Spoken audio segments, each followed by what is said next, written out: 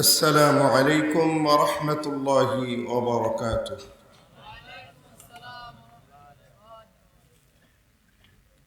الحمد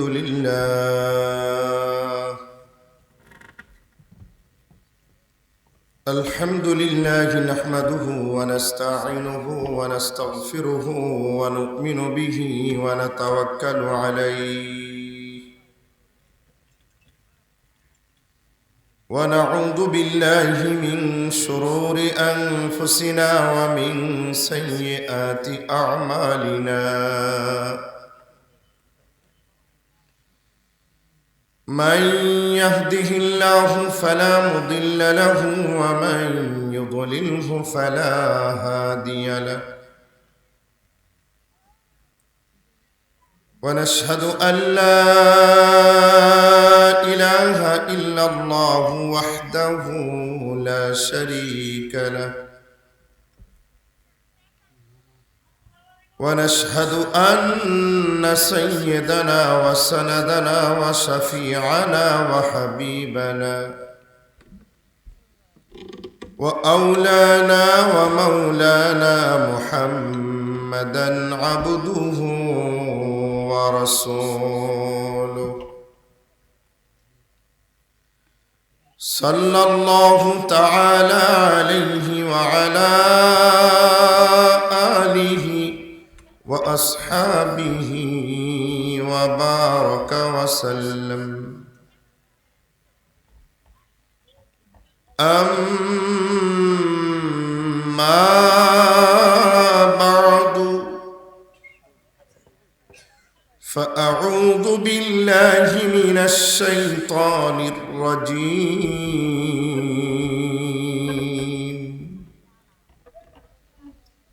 بسم الله الرحمن الرحيم.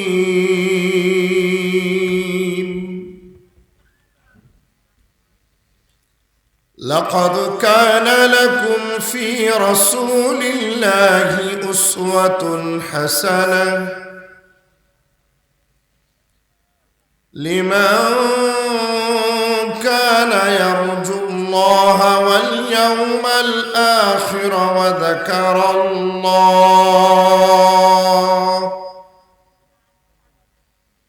وذكر الله كثيرا.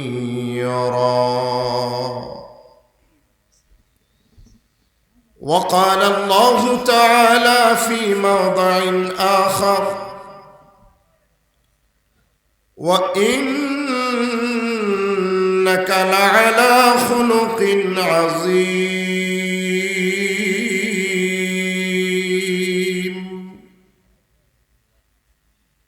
صدقت يا رب العالمين.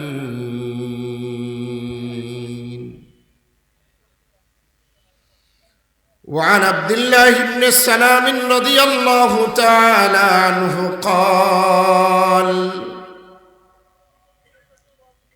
لما قدم النبي صلى الله عليه وسلم المدينة جئت إليه، فلما تبينت وجهه عرفت أن وجهه ليس بوجه كذاب. فكان أول ما قال: يا أيها الناس أفشوا السلام وأطعموا الطعام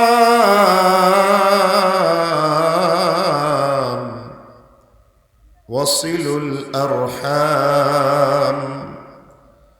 وصلوا بالليل والناس نيام تدخلوا الجنة بسلام.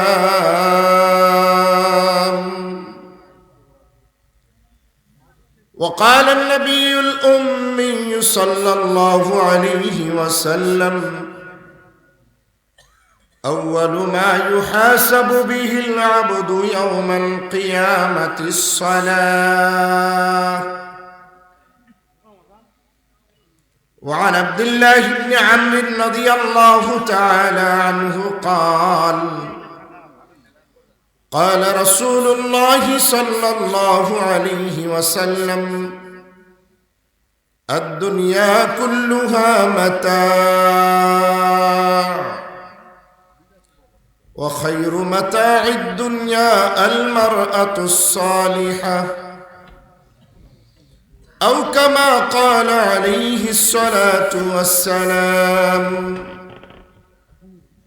صدق رسولك النبي الأمي الكريم ونحن على ذلك لمن الشاهدين والشاكرين والحمد لله رب العالمين.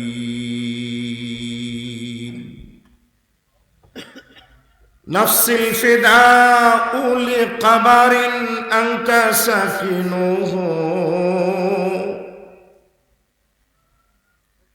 نفس الفداء لقبر أنت ساكنه فيه العفاف وفيه الجود والكرم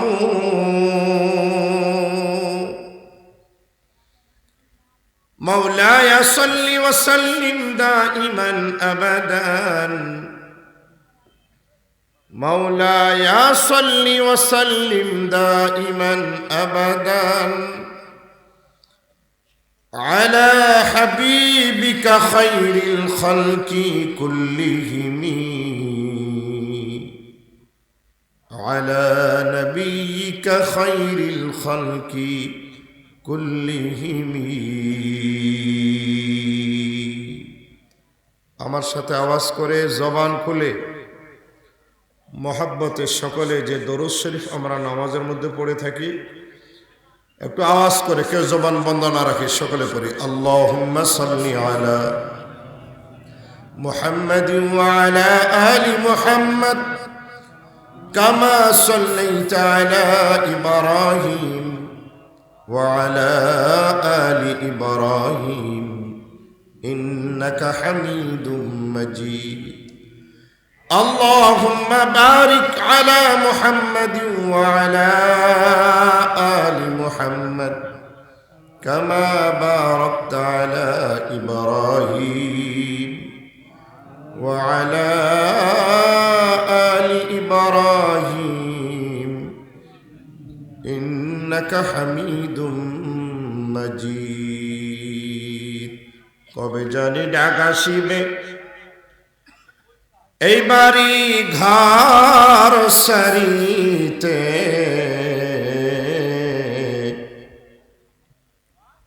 কবে জানি ঢাকা শিবে এইবারই ঘর সারিতে আপন আপন কাপড় খুলে সদা কাফন পরাইতে বালাগাল উলা বিকামালিহি কাশাফাদ দুজা বিজামালিহি হাসুনাত জামিউ খসালিহি সাল্লু আলাইহি ওয়া আলিহি আপন আপন করহে মন আপন তো তোমার কেহই নাই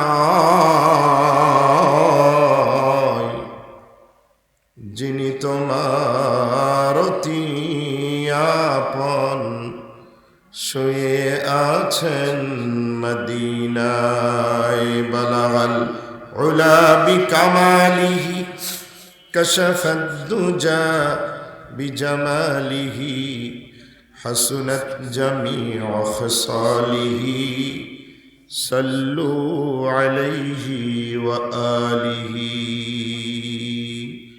الحمد لله বৈগ্রাম বাইতুন নূর জামে মসজিদের উদ্যোগে অধ্যকার দ্বিতীয় বার্ষিকী ইসলামী সম্মেলনের কাবিল সদর মোহতারাম সভাপতি আলহাস মোহাম্মদ সাদেক আলী মন্ডল প্রতিষ্ঠাতা সভাপতি বৈগ্রাম বাইতুল নূর জামে মসজিদ, বারাকাল্লাহু ফি হায়াতি, আল্লাহ পাক তার হায়াতের মধ্যে বরকত দান করুন। সকলে বলেন আমিন।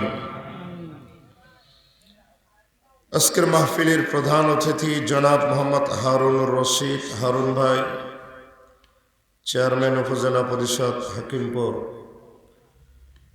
বারাকাল্লাহু ফি হায়াতি। সকলে বলে আল্লাহুম্মা আমিন। আমার আগে অত্যন্ত তাৎপর্যপূর্ণ গুরুত্বপূর্ণ কোরআন এবং সুন্নাহ থেকে আলোচনা করে গেলেন আপনাদের অত্র মসজিদের সম্মানিত খতিব মুহতারামি ও মুকাররমি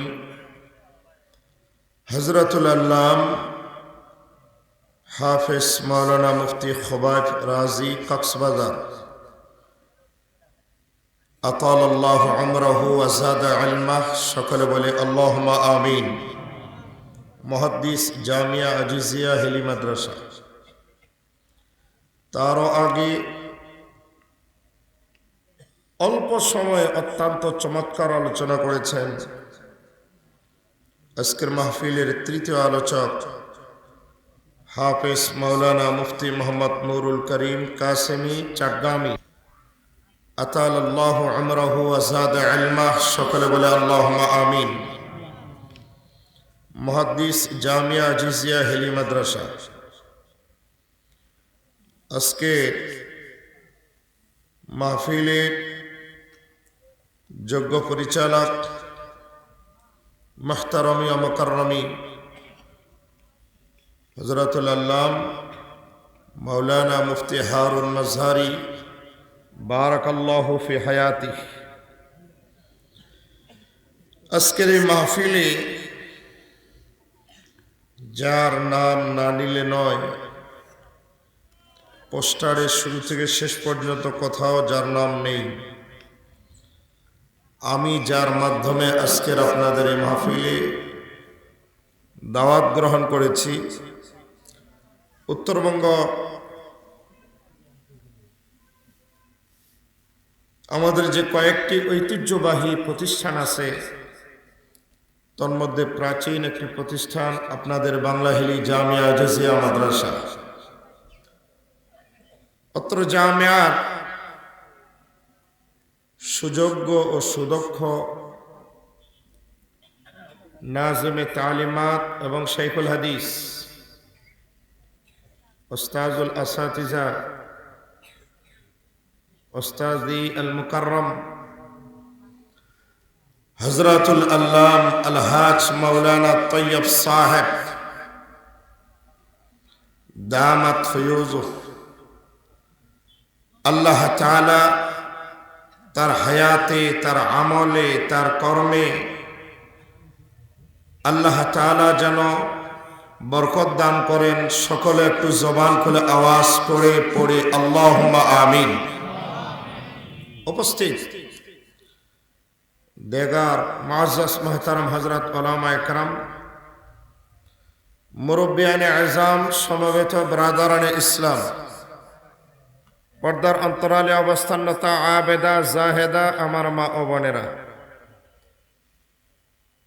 আমি আপনাদের খেদমতে কোরআনুল করিম সূরাতুল আহজাবের 21 নম্বর আয়াত তেলাওয়াত করেছি।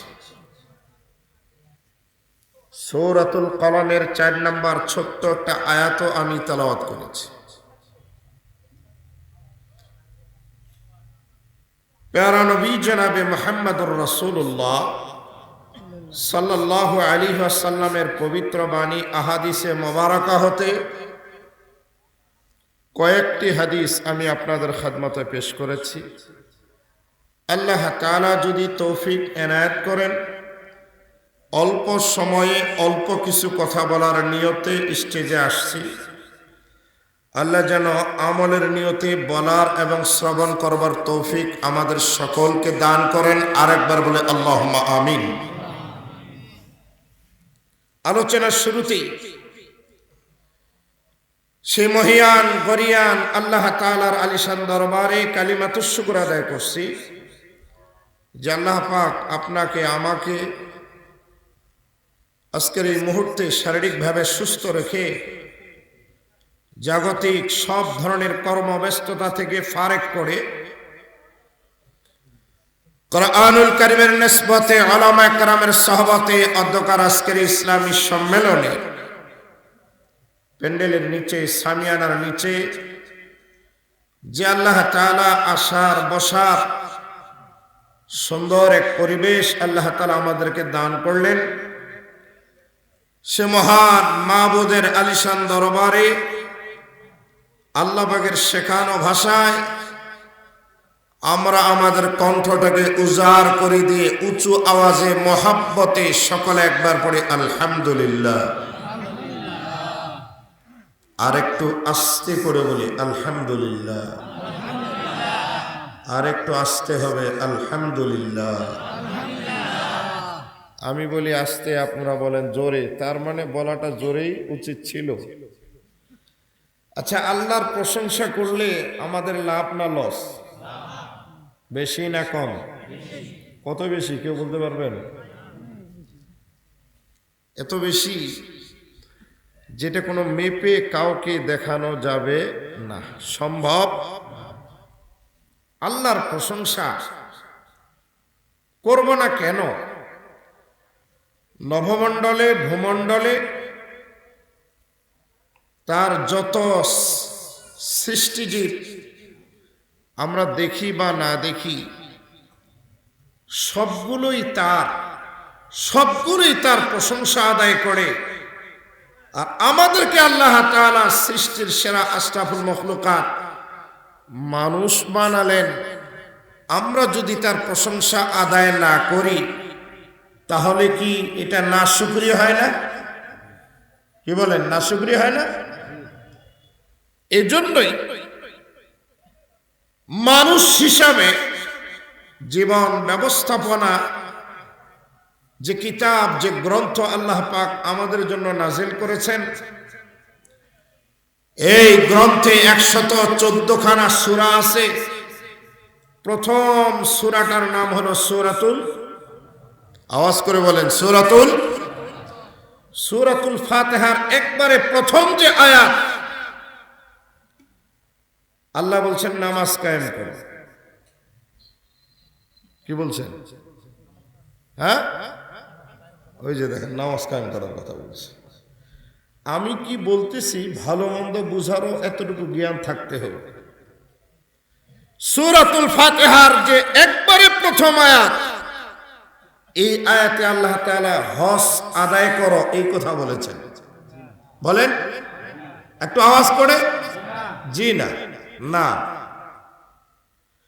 সূরাতুল ফাতিহার একবারে যে প্রথম আয়াত, এই আয়াতে আল্লাহ বলছেন যাকাত দাও, পর্দা করো, কোরআন পড়ো, হ্যাঁ, জমিন চাষ করো, ব্যক্তি জীবন, পারিবারিক জীবন, সামাজিক জীবন, রাষ্ট্রীয় জীবন, রাজনীতি, অর্থনীতি, সমাজনীতি, পৌরনীতি, কোন নীতির কথাই আল্লাহ বলছেন কি? তাহলে একবারে সহজ, আমরা সকলেই জানি। পুরা কোরআনের হাফেজ আমরা যদি নাও হই, আলেম যদি নাও হই, শেখুল হাদিস, মুফতি, মুহাদ্দিস, মাদ্রাসার মুহতামিম, মসজিদের খতিব যদি নাও হই, মুসলমান যদি হয়, কমপক্ষে সূরাতুল ফাতিহা মুখস্থ নাই এমন কোন মুসলমান আমার বিশ্বাস বাংলার জমিনে নাই। কথা বলেন। আপনারা এখানে যারা আছেন, সূরাতুল ফাতিহা সকলের মুখস্থ আছে তো? নাই কার কার একটু হাত দেখান তো। মাশাআল্লাহ, তার মানে সকলেরই আছে। সর্বপ্রথম যে আয়াতটা আল্লাহ তাআলা সূরাতুল ফাতিহার মধ্যে রেখে দিয়েছেন, সে আয়াতটা কি একটু আমার সাথে বলুন। আলহামদুলিল্লাহি রাব্বিল আলামিন।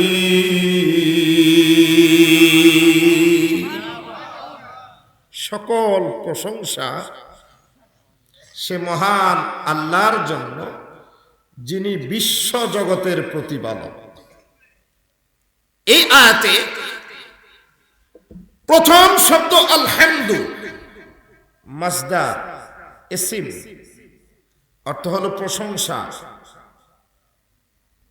ইসিম শব্দটা লিদ দাওয়াম ওয়ালিল ইস্তিমরার, সদা সর্বদার জন্য বোঝায়। কোন ফেল আল্লাহ পাক ব্যবহার করেন, ফেলে মাজি, ফেলে মোজারে না, হরফ না, আল্লাহ উচ্চারণ করে নিয়েছেন আলহামদু।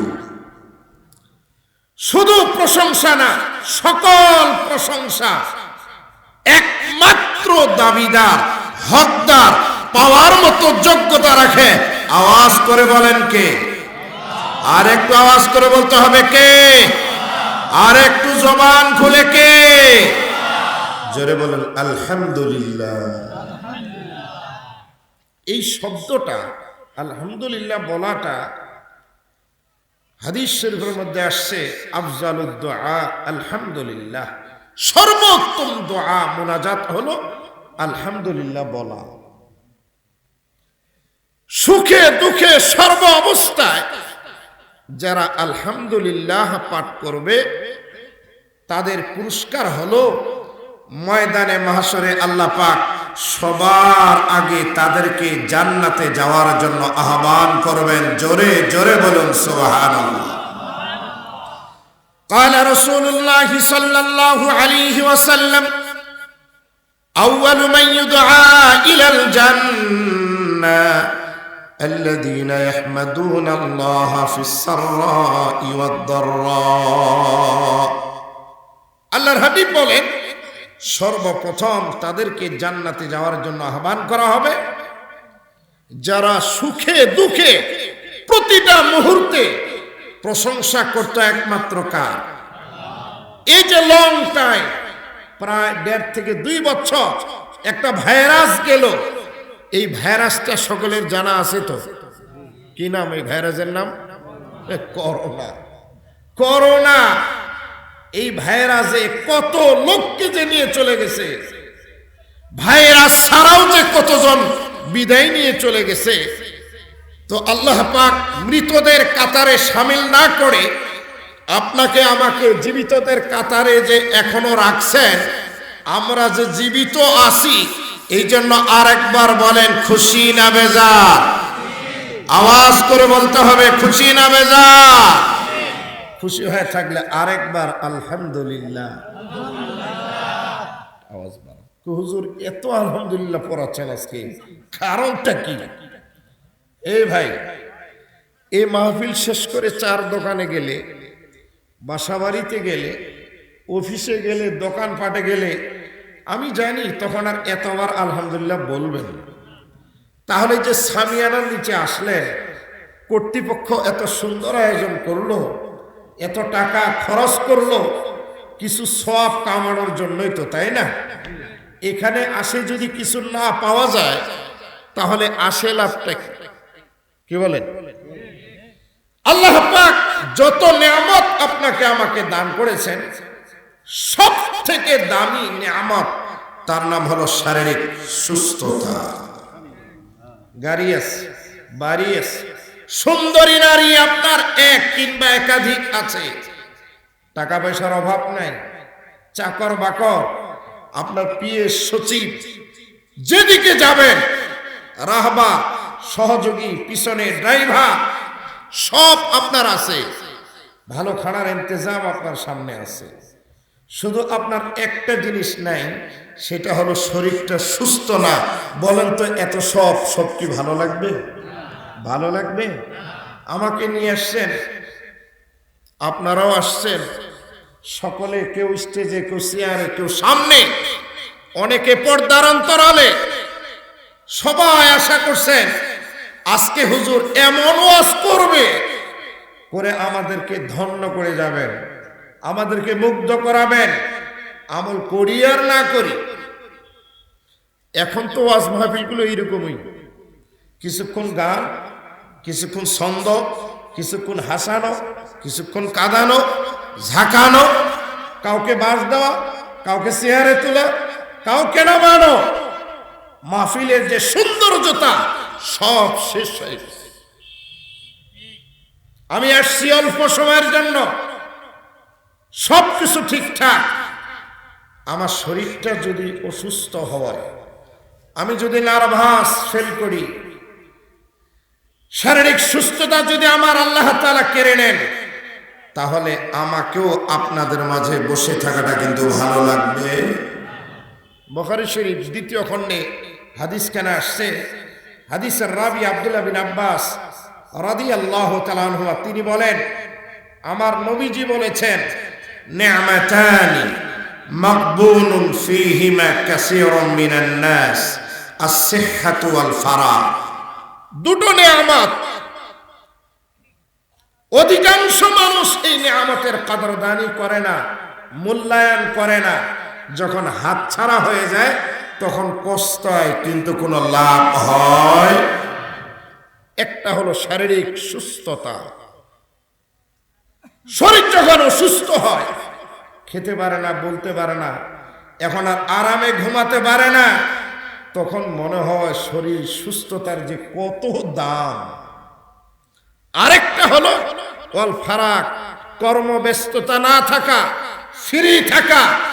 যখন আমরা ফ্রি থাকি অধিকাংশে তখন বিড়ি টানে, সিগারেট টানে, ইয়াবা খায়, গাঁজা খায়, ফেন্সি খায়, মসজিদে যায় না, মাদ্রাসায় যায় না, ওয়াজ মাহফিলেও যায় না, জিকিরের হালকাতেও বসে না, ভালো কাজও করে না, তাবলীগও করে না, তাফসীর মাহফিলেও যায় না।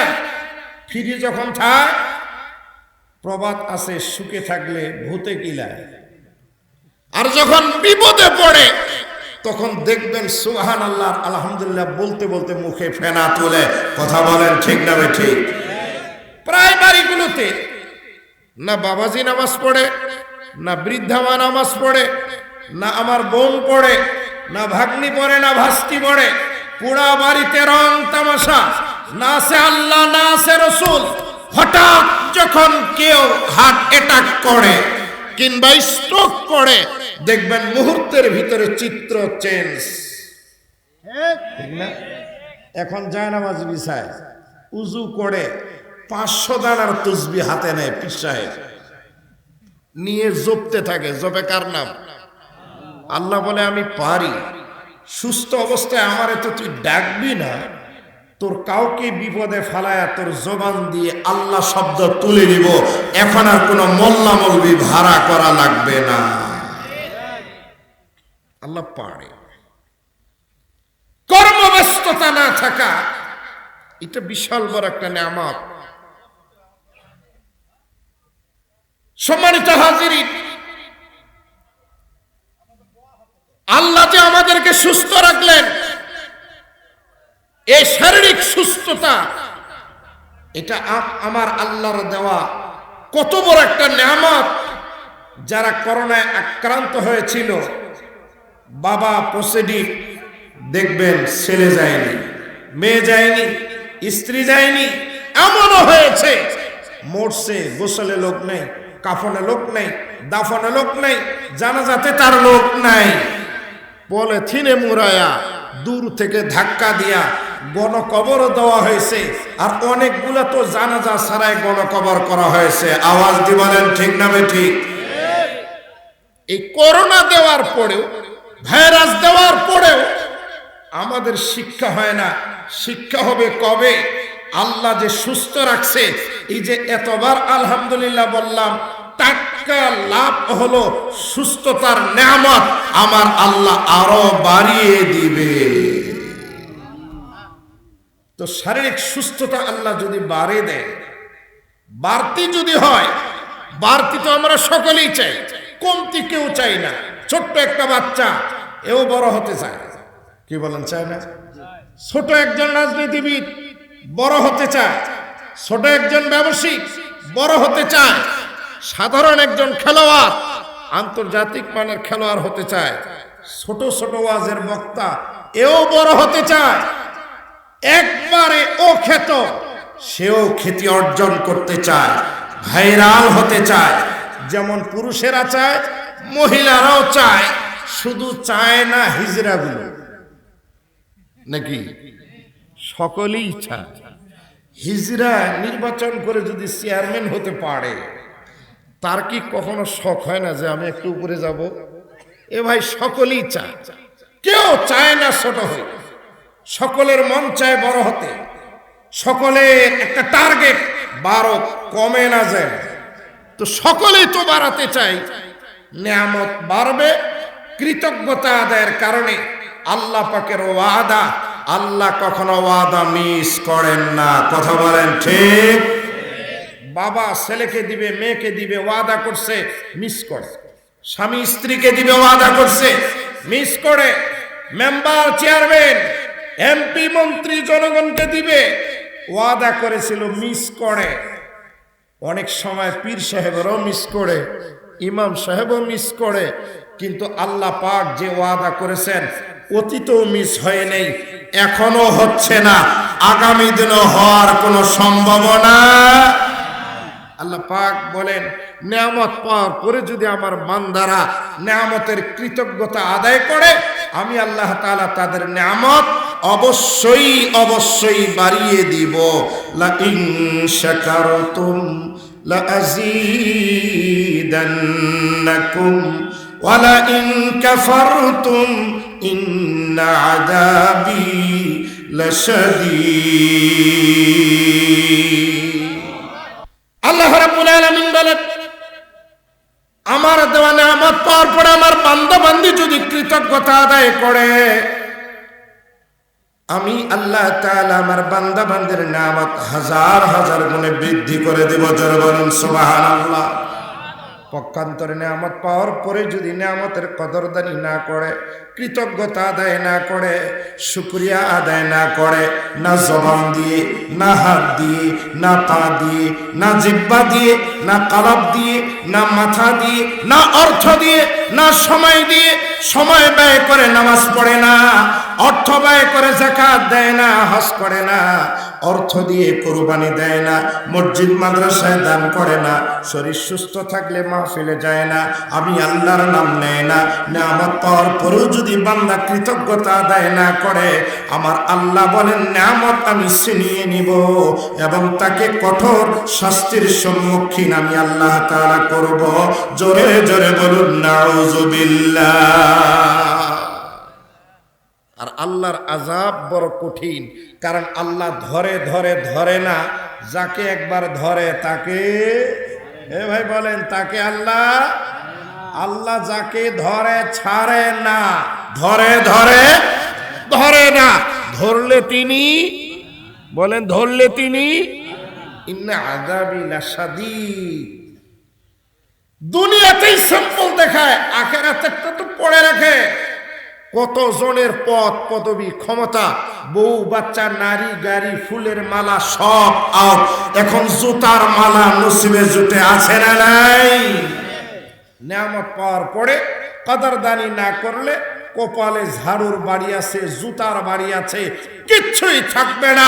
এই জন্যই আমি বলি, ইসলাম ছিল, আছে, থাকবে। কোরআন ছিল, আছে, থাকবে। মসজিদ ছিল, আছে, থাকবে। আজান হয়েছিল, হচ্ছে, হবে। যারা আজানের বিরোধিতা করেছে তারাই দুনিয়া থেকে চলে গেছে। যারা কোরআনের বিরুদ্ধে অবস্থান নিয়েছে তারা লাঞ্ছিত হয়েছে। যারা ইসলামের বিরুদ্ধে যারা অবস্থান নিয়েছে, বক্তব্য দিয়েছে, মরার পরে না, জীবিত অবস্থায় তাদের মন্ত্রিত্ব কেড়ে নেওয়া হয়েছে। ইসলাম ছিল, আছে, থাকবে। ইসলাম রাষ্ট্র ধর্ম। আমার গায়ের চুলকানি হয় তাহলে বুঝতে হবে, আমার গায়ে অ্যালার্জি হয় তাহলে বোঝা গেল এই গায়ে ইসলামের কিছু নাই। থাকলে অ্যালার্জি হয় কেন? এটা যদি কোনো হিন্দু বেটাই বলতো, কোন ইহুদি বলতো, কোন খ্রিস্টানে বলতো, কোন বুদ্ধিস্টে যদি বলতো ইসলাম আমার ভালো লাগে না, তাহলে ভাবতাম ও বেটা ইসলামের শত্রু, ও কথা বলতেই পারে। কিন্তু যখন মুসলমান, মাঝে মধ্যে দেখি টুপি পড়ে, নামাজও পড়ে, নামটাও বেশ সুন্দর, ইসলামী নাম, হয়তো বাবার নামও ভালো, মায়ের নামও ভালো, ও যখন ইসলাম নিয়ে আজেবাজে বক্তব্য দেওয়া শুরু করলো, তারপরে দেখি আলেম ওলামার বিরুদ্ধেও লাগে, আবার বলে যে বেশি বকাবকি করলে আলেম ওলামার দাড়ি মস নাকি কেটে দিবে। আমি মনে মনে ভাবলাম বাংলাদেশে কি সেলুনের অভাব হয়ে গেল নাফিকের, যে ওইবার ডিউটি নিল আলেম ওলামার মুখের দাড়ি কেটে ফেলবে? চিন্তা করছেন? অল্প সময়ে শুধুমাত্র 2.5 মিনিটের একটা অডিও ফাঁস হয়েছে। কয় মিনিটের? এ ভাই কয় মিনিটের? তাতেই তোলপা, মন্ত্রিত্ব গেছে, কবে যেন দল থেকেও আউট হয়। সাবাস জানাই সময়ের সাহসী নেত্রী বঙ্গবন্ধু শেখ মুজিবুর রহমান সাহেবের যোগ্য কন্যা যখনই লাফালাফি করছে তখনই আস্তে করে নৌকা থেকে নামিয়ে আউট করে দিয়েছে যে নামো, এখন তুমি নামো। কারণ নৌকায় যাত্রী যদি বেশি হয় লাফালাফি করা যায় না, চুপচাপ থাকা লাগে। যারা বেশি লাফালাফি করে যোগ্য নাবিক তাকে বলা আউট, নামো, কারণ নিরাপদে ওই পার যাওয়া লাগবে, লাফালাফি করো না, তাড়াতাড়ি নামো। প্রমাণ করে দেখিয়েছে বাংলাদেশে মুসলমান সংখ্যাগরিষ্ঠ, যে বাংলাদেশে সূর্য উদিত হচ্ছে আজান দিয়া, ডুবেও আজান দিয়া, ইসলামের আওয়াজ যে বাংলাদেশে হয়, এই বাংলাদেশে ইসলামের বিরুদ্ধে যদি কেউ অবস্থান নেয় পরকালের হিসাব করে দুনিয়াতেই তারা লাঞ্ছিত হবে। আওয়াজ দিয়ে বলেন কথা ঠিক না বেঠে? সম্মানিত হাজরিন, ইসলামী মহাসম্মেলন, এই মহাসম্মেলনে কি আলোচনা হবে, কত আলোচনা আমরা করব অল্প সময়ে, সম্ভব না। আমি আপনাদের খেদমতে যে কোরআনের আয়াতগুলো পড়েছি আর যে হাদিসগুলো পড়েছি ওদিকেই যাব। অসংখ্য অগণিত দরুদ ও সালাম বর্ষিত হোক হাবিবে কিবরিয়া আশরাফুল আম্বিয়া, শেষ নবী, শ্রেষ্ঠ নবী, বিশ্ব নবী, কুল কায়নাতের জন্য তিনি নবী। আমার রবের রবুবিয়ত যত জগতে, আমার নবীর নবুয়ত ঠিক তত জগতে। জোরে জোরে বলেন আল্লাহু আকবার। মরুর দুলা মা আমিনা রাদিয়াল্লাহু তাআলা আনহার কলিজার টুকরা, আমাদের প্রাণ প্রিয় নবী, বিশ্ব নবী জনাবে মুহাম্মদুর রাসূলুল্লাহ, সকলে বলি সাল্লাল্লাহু আলাইহি ওয়াসাল্লামের প্রতি। এমন একজন নবীর আমরা উম্মত। আমার নবী আদর্শ এত সুন্দর, তার চরিত্র এত নিখুঁত, আল্লাহ পাক যার চরিত্রের সনদ দিলেন সূরাতুল কালামের 4 নম্বর আয়াত, ওয়া ইন্নাকা লাআলা খুলুকিন আযীম, নিঃসন্দেহে আপনি রাসূল মহান চরিত্রের অধিকারী। জোরে জোরে বলুন আল্লাহু আকবার। এত সুন্দর তার চরিত্র, সারাটা জীবনে আমার নবী একটা মিথ্যা কথা বলেননি। আওয়াজ করে বলেন আল্লাহু আকবার। নবুয়ত প্রাপ্তির আগে প্রায় 40টা বছর আরবে শৈশব, কিশোর, যৌবন, দাম্পত্য জীবন, নবুয়তের আগ পর্যন্ত তিনি একজন সফল ব্যবসায়িক, সফল রাজনীতিবিদ, সফল একজন সমাজ সংগঠক, সমাজের সেবক, সফল একজন স্বামী, সফল একজন নেতা। নবুয়ত প্রাপ্তির আগ মুহূর্ত পর্যন্ত এই 40টা বছরে আমার নবী মিথ্যা কথা বলেননি, যার কারণে মক্কার মানুষগুলো তাকে বলতো আনা আমিন, সাদেক, সত্যবাদী, বিশ্বাসী। কথা বলেন ঠিক না ঠিক? সমস্যা তো দেখা দিয়েছিল হেরা গুহা থেকে যেদিন কোরআন নিয়ে আসলেন, 23টা বছর সমস্যা ছিল। আমার নবীকে আর তখন দেখতে পারেনি। যে মানুষটাকে আল আমিন, সত্যবাদী, সাদেক বলল, ওই মানুষটাকে এখন বলে পাগল। জোরে বলেন নাউজুবিল্লাহ। মাঝে মধ্যে কয় জাদুঘর, মাঝে মধ্যে কয় মাথা ঠিক নাই, জিনে ধরেছে। অনেক আজে বাজে মন্তব্য মক্কার মানুষগুলো করে 13টা বছর নির্যাতন নিপীড়ন করেছিল। আল্লাহর নির্দেশে হিজরত করলেন মদিনায়, সেখানে গিয়েও শান্তিতে থাকতে দেয়নি। আল্লাহর অর্ডার হলো এবার শুরু করেন। পিটানো যখন শুরু হলো, মাত্র 8টা বছর পিটায়া বিদায় হজে 1.25 লক্ষ স্বর্ণের প্রলেপ দিয়ে আদর্শবান সৈনিক সাহাবায়ে কেরাম আমার নবী তৈরি করে গেলেন। পুরা 63টা বছরে আমার নবী জীবনে একবারের জন্য মিথ্যা কথা বলেননি। জোরে জোরে বলেন আল্লাহু আকবার। এ ভাই বলবেন কেমনে? আব্দুল্লাহ বিন সালাম তখনও কালমা পড়ে মুসলমান হয়নি। ইহুদিদের বড় একজন আলেম, হেবের আহবার মিনাল ইয়াহুদ, ইহুদিদের বড় একজন পণ্ডিত। তাওরাত, ইনজিল, জাবুর তিনটা কিতাব তার নখদর্পণে, তিনও কিতাব পড়ছে। পড়ে পড়ে তার কাছে যে জিনিসটা স্পষ্ট হয়েছে যে আখিরি জমানার পয়গাম্বর অচিরেই পৃথিবীতে আসছে। মাউলিদুহু বিমাক্কা মুহাজিরুহু বিয়াসরিব, আমার নবীর বৈশিষ্ট্য যার জন্ম হবে মক্কায়, হিজরত করবে ইয়াসরিবে, নাম হবে পড়ে মদিনা। এগুলো পূর্বের কিতাবে লেখা ছিল। এগুলো পড়ে পড়ে আব্দুল্লাহ বিন সালাম অপেক্ষা করতেছিল ওই নবীটা আসে কখন। আব্দুল্লাহ বিন সালাম বুখারী শরীফ 2য় খণ্ড কিতাবুত তাফসীরে লম্বা হাদিস। কেন তিনি মুসলমান হলেন এই কারণটা বুখারী শরীফের হাদিসের মধ্যে আসছে। আব্দুল্লাহ বিন সালাম বলেন, লাম্মা কাদিমা রাসূলুল্লাহ সাল্লাল্লাহু আলাইহি ওয়াসাল্লাম আল মদিনা। আব্দুল্লাহ বিন সালাম বলেন, আল্লাহর হাবিব যখন মক্কা থেকে মদিনায় হিজরত করলেন, সাইয়েদনা আনাস রাদিয়াল্লাহু আনহু হাদিসের রাবী তিনি বলেন, আব্দুল্লাহ বিন সালাম যখন শুনলেন নবীজি হিজরত করে মদিনায়, ওয়া হুয়া বিআরদিন ইয়াখতারিব, তখন আব্দুল্লাহ বিন সালাম উনি একটা বাগানে কাজ করতেছিলেন। ফাআতান নবী সাল্লাল্লাহু আলাইহি ওয়াসাল্লাম, আব্দুল্লাহ বিন সালাম আমার নবীজির সামনে আসছিলেন।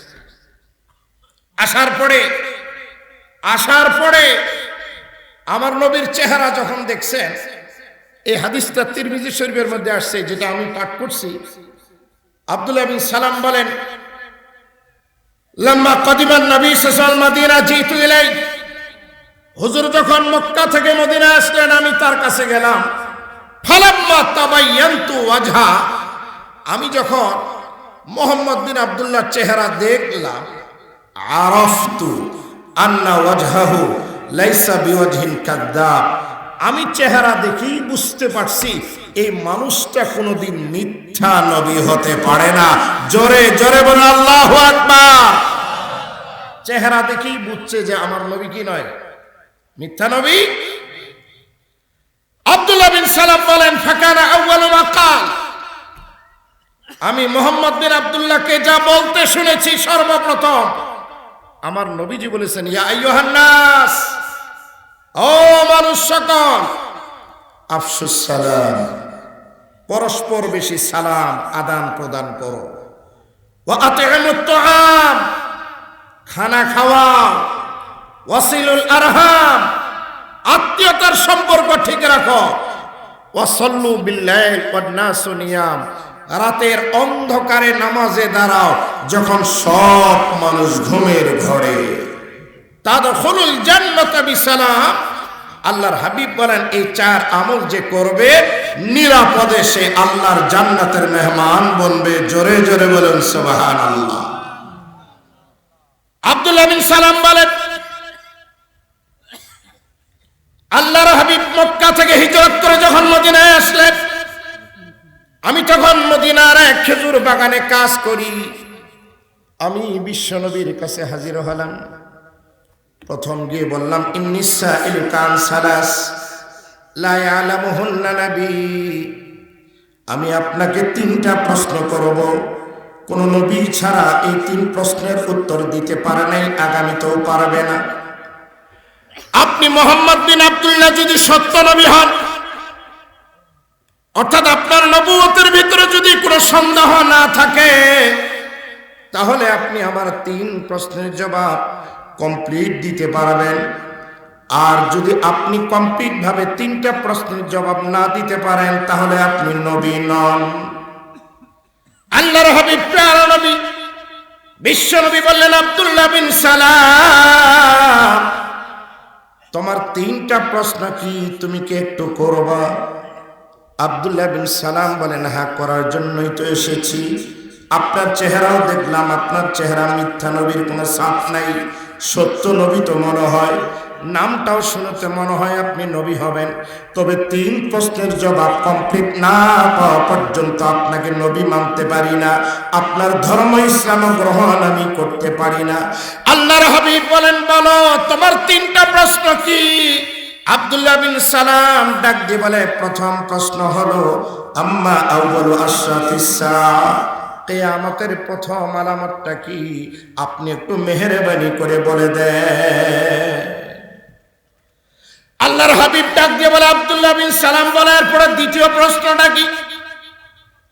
আব্দুল্লাহ বিন সালাম ডাক দিয়ে বলে, ও মুহাম্মদ বিন আব্দুল্লাহ, আমার দ্বিতীয় প্রশ্ন হলো আপনাকে, মুমিনরা, ইমানদার নরনারীরা নেক আমলের কারণে যদি আমার আল্লাহর জান্নাতের মেহমান বনে, তাহলে জান্নাতে গিয়ে তাদের খানাটা হবে কোন তরকারি দিয়া, কি দিয়া আমার আল্লাহ তাআলা তাদের মেহমানদারি করবে? আপনি একটু মেহেরবানি করে বলে দেন। আল্লাহর হাবিব ডাক দিয়ে বলে, এরপরের প্রশ্নটা কি তুমি বলো। আব্দুল্লাহ বিন সালাম ডাক দিয়ে বলে, আপনি যদি সত্য নবী হন তাহলে বলেন তো, সন্তান কখনো বাবার চেহারা ধারণ করে কিংবা বাবার বংশে কারো চেহারার মতো দেখা যায়, অথবা সন্তান কখনো মার চেহারার মতো মনে হয়, অথবা মায়ের বংশের চেহারার মতো কারো ধারণ করে? এর রহস্যটা কি, কারণটা কি? আপনি যদি সত্য নবী হন তাহলে তিনটা প্রশ্নের জবাব আপনি দিবেন, আমি কালমা পড়তে আর দেরি করব না। আর আপনি যদি সত্য নবী না হন, অতীতেও কেউ পারে নাই, আপনিও পারবেন না। আব্দুল্লাহ বিন সালাম কয়টি প্রশ্ন করছেন? কয়টি? প্রথম প্রশ্নটা কি? কিয়ামতের সর্বপ্রথম নিদর্শন হবে কি? কিয়ামত যে সংঘটিত হবে, প্রত্যেক জিনিস ঘটে যাওয়ার আগে কিছু একটা নিদর্শন দেখা যায়, ভাই দেখা যায় না? বৃষ্টি হবে, দেখবেন মেঘ, আকাশ কালো হয়ে আসছে, ফল খাওয়া যাবে, কালার হয়ে আসছে, বকরি বা গাভী বাচ্চা দিবে, পেট দেখেই বোঝা যায়, মা সন্তান জন্ম দিবে, দেখলেই বোঝা যায়, চাল ভাত হয়েছে কিনা হাতে টিপ মারলে বোঝা যায়। যে এখন মামলা খাওয়া যাবে না, এমনি যত মামলা খায় জেলখানার মধ্যে আছে, চুপচাপ ইসলামী সম্মেলনে ইসলামের লেভেলটা যেন ঠিক থাকে, ইসলামী জাগরণী কিছু যেন কথা হয়, যারা ঝিমিয়ে পড়ছি একটু যেন নামাজ, তেলাওয়াত, জিকির, আজকার, মসজিদ মাদ্রাসার দিকে আমরা অগ্রসর হই, এতটুকু আলোচনা হলেই যথেষ্ট। কথা বলেন। পর্দা ছাড়া পর্দা দিকে আসে, সুদ খায়, ঘুষ খায়, জেনা ব্যভিচার, চুরি ডাকাতি করে, হাইজ্যাকার, চাঁদাবাজ, লম্পটগিরি, ওজনে কম, পণ্যে ভেজাল, নিশা গাজার মধ্যে ব্যস্ত, এগুলা থেকে ফেরত এসে মানুষ যেন আল্লাহওয়ালা হয়, ইসলামের পথে আসে, এতটুকু আলোচনায় আমাদের যথেষ্ট। কথা বলেন। বেশি গরম করলে আবার সমস্যা, কারণ গরমও করতে জানি, নরমও করতে জানি, আল্লাহ আমাদের সব দিয়েছে, কিন্তু ঠান্ডার সময় অত গরমের ওয়াজ ভালো নয়, একটু হালকা ঠান্ডাই ভালো। কথা বুঝতে পারলেন? এই নরমে গরমে চলবে ইনশাআল্লাহ। অল্প সময় কিন্তু আমি আলোচনা শেষ করব। আমার আলোচনা শেষ পর্যন্ত কারা কারা রাজি, একটু দুই হাত। লিল্লাহে তাকবীর, লিল্লাহে তাকবীর। আল্লাহ তুমি শেষ পর্যন্ত কবুল করো। আব্দুল্লাহ বিন সালাম তিনটা প্রশ্ন করছেন। প্রথম প্রশ্ন ছিল কিয়ামতের প্রথম আলামতটা কি। 2 নম্বরের প্রশ্ন ছিল ওয়ামা আউয়ালু তুআমিন ইয়াকুলুহু আহলুল জান্নাহ, জান্নাতীরা জান্নাতে গিয়ে সর্বপ্রথম খানা খাবে কি দিয়ে? ডাল, সবজি, ভাজি, নাকি লুচি, পরাটা, সাদা পোলা, নাকি বিরিয়ানি, কোরমা, তেহারি, কি খাবে প্রশ্ন করছে। তাহলে চিন্তা করুন, জান্নাতে গেলে খাওয়া যে হবে, এই প্রশ্নের জবাবের ভিতরে লুকানো আছে না নাই? যত না খাওয়া দুনিয়াতে, মুমিন যদি একবার না খেয়ে নামাজ কালাম আল্লাহকে খুশি করে জান্নাতে ঢুকতে পারে, তার জন্য এত নিয়ামত আমার আল্লাহ তৈরি করে রেখে দিয়েছে, যে নিয়ামতগুলো কোনো কান শুনেনি, যে নিয়ামতগুলো কোনো চোখ দেখেনি, যে নিয়ামতগুলোর কথা কারো কলবের ভিতরে কোনোদিন জাগরিত হয় নাই। যেমন আল্লাহু আকবার। আ'দাতু লিইবাদিয়াস সালিহিন মা লা আইনুন রাআত ওয়ালা উযুনুন সামিআত ওয়ালা খাতারা আলা কলবি বাশার। আমার আল্লাহ বলেন জান্নাতের ভিতরে আমার নেককার বান্দা বান্দীদের জন্য আমি এমন সব নিয়ামত রেডি করে রেখে দিয়েছি, যা কোনো চোখ কোনোদিন দেখে নাই, কোনো কান কোনোদিন শুনে নাই, কোনো কলবে কোনোদিন কল্পনাও হয় নাই। এমন নিয়ামত আল্লাহ তাআলা জান্নাতের ভিতরে দিবেন, জান্নাতের নিয়ামত পাওয়ার পরে জান্নাতীরা দুনিয়ার সব কষ্টের কথা ভুলে যাবে। জোরে জোরে বলুন সুবহানাল্লাহ। জান্নাতের প্রথম খাওয়াটা কি হবে? আব্দুল্লাহ বিন সালাম জিজ্ঞাসা করলেন আমার নবীকে। 3 নম্বরের প্রশ্ন করেছিলেন, সন্তান কখনো বাবার মতো, সন্তানেরা কখনো মায়ের মতো হয়, এর কারণটা কি? এইটা জানতে চেয়েছেন আমার নবীর কাছে। আমার নবী কি ডাক্তার যে উনি বলবে ছেলে বাবার মতো কেন হয়, মায়ের মতো কেন হয়? এমন আনুখা 3টা প্রশ্ন করছে। আব্দুল্লাহ বিন সালাম বলেন এর আগে কেউ জবাব দিতে পারে নাই। আপনি যদি নবী হন তাহলে আপনার দ্বারাই সম্ভব, এছাড়া কেউ জবাব দিতে পারবে? আল্লাহর হাবিব বলেন হে আব্দুল্লাহ বিন সালাম, আখবারানি বিহিন্না জাবরাইল, তোমার 3টা প্রশ্নের জবাব আমার আল্লাহ জিবরাইলকে দিয়ে আমার কাছে এই মুহূর্তে ওপেন করে দিয়ে চলে গেল। জোরে বলুন সুবহানাল্লাহ। কই আমি তো নিজে কিছু বলি না, যা বলি আল্লাহর থেকে শুনে বলি। আমি তো বাহুবলে শক্তিতে কোনো ওয়াজ করি না, কথা বলি না, যা বলি কার অর্ডারে?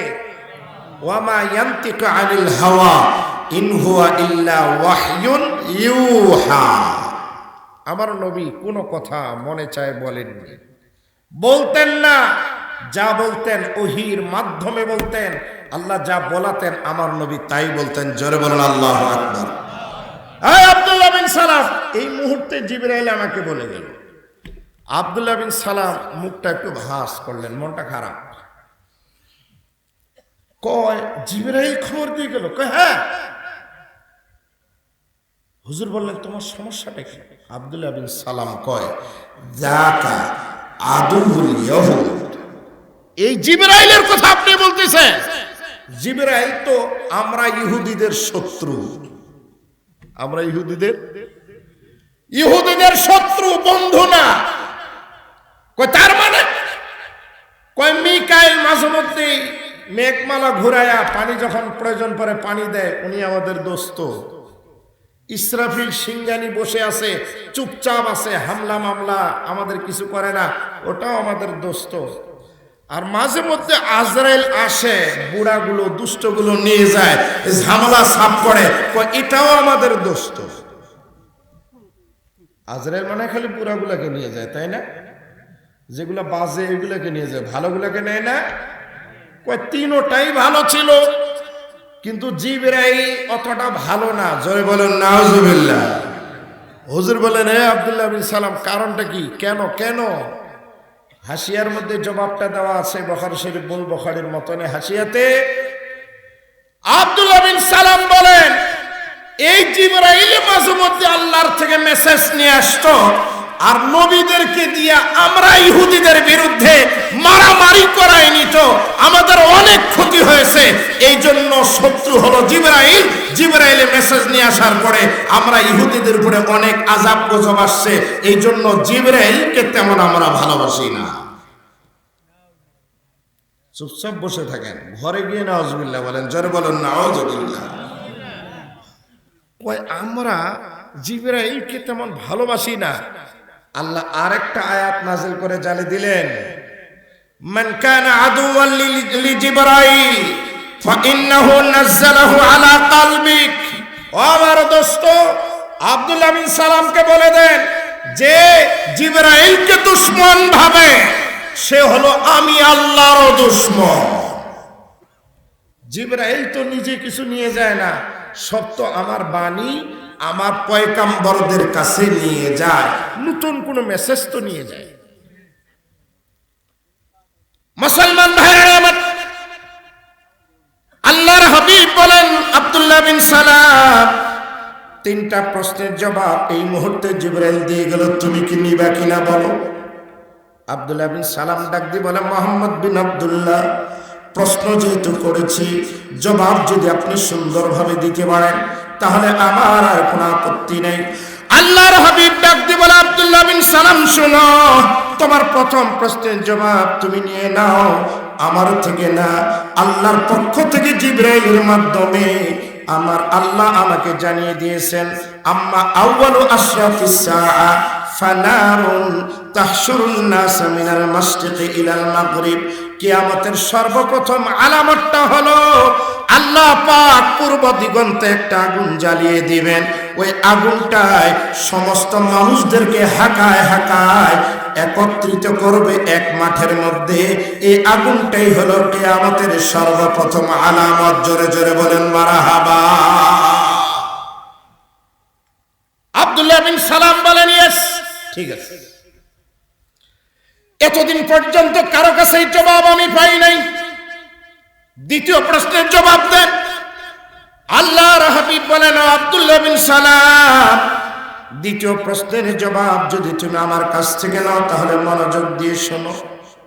ইমানদার নরনারী কষ্ট করে নামাজ পড়ে, রোজা, হজ, যাকাত, দান খয়রাত করে, তাসবিহ, তেলাওয়াত, পর্দা করে, আমার আল্লাহর হুকুম মানে, আমি নবীর ইতাআত, আমি রাসূলের অনুসরণ অনুকরণ করে যারা ইমানদার হয়ে আল্লাহর জান্নাতে একবার প্রবেশ করবে, কোরআনুল কারীমে আমার আল্লাহ বলেন, ইন্নাল্লাযীনা আমানু ওয়া আমিলুস সালিহাত কানাত লাহুম জান্নাতুল ফিরদাউসি নুজুলা।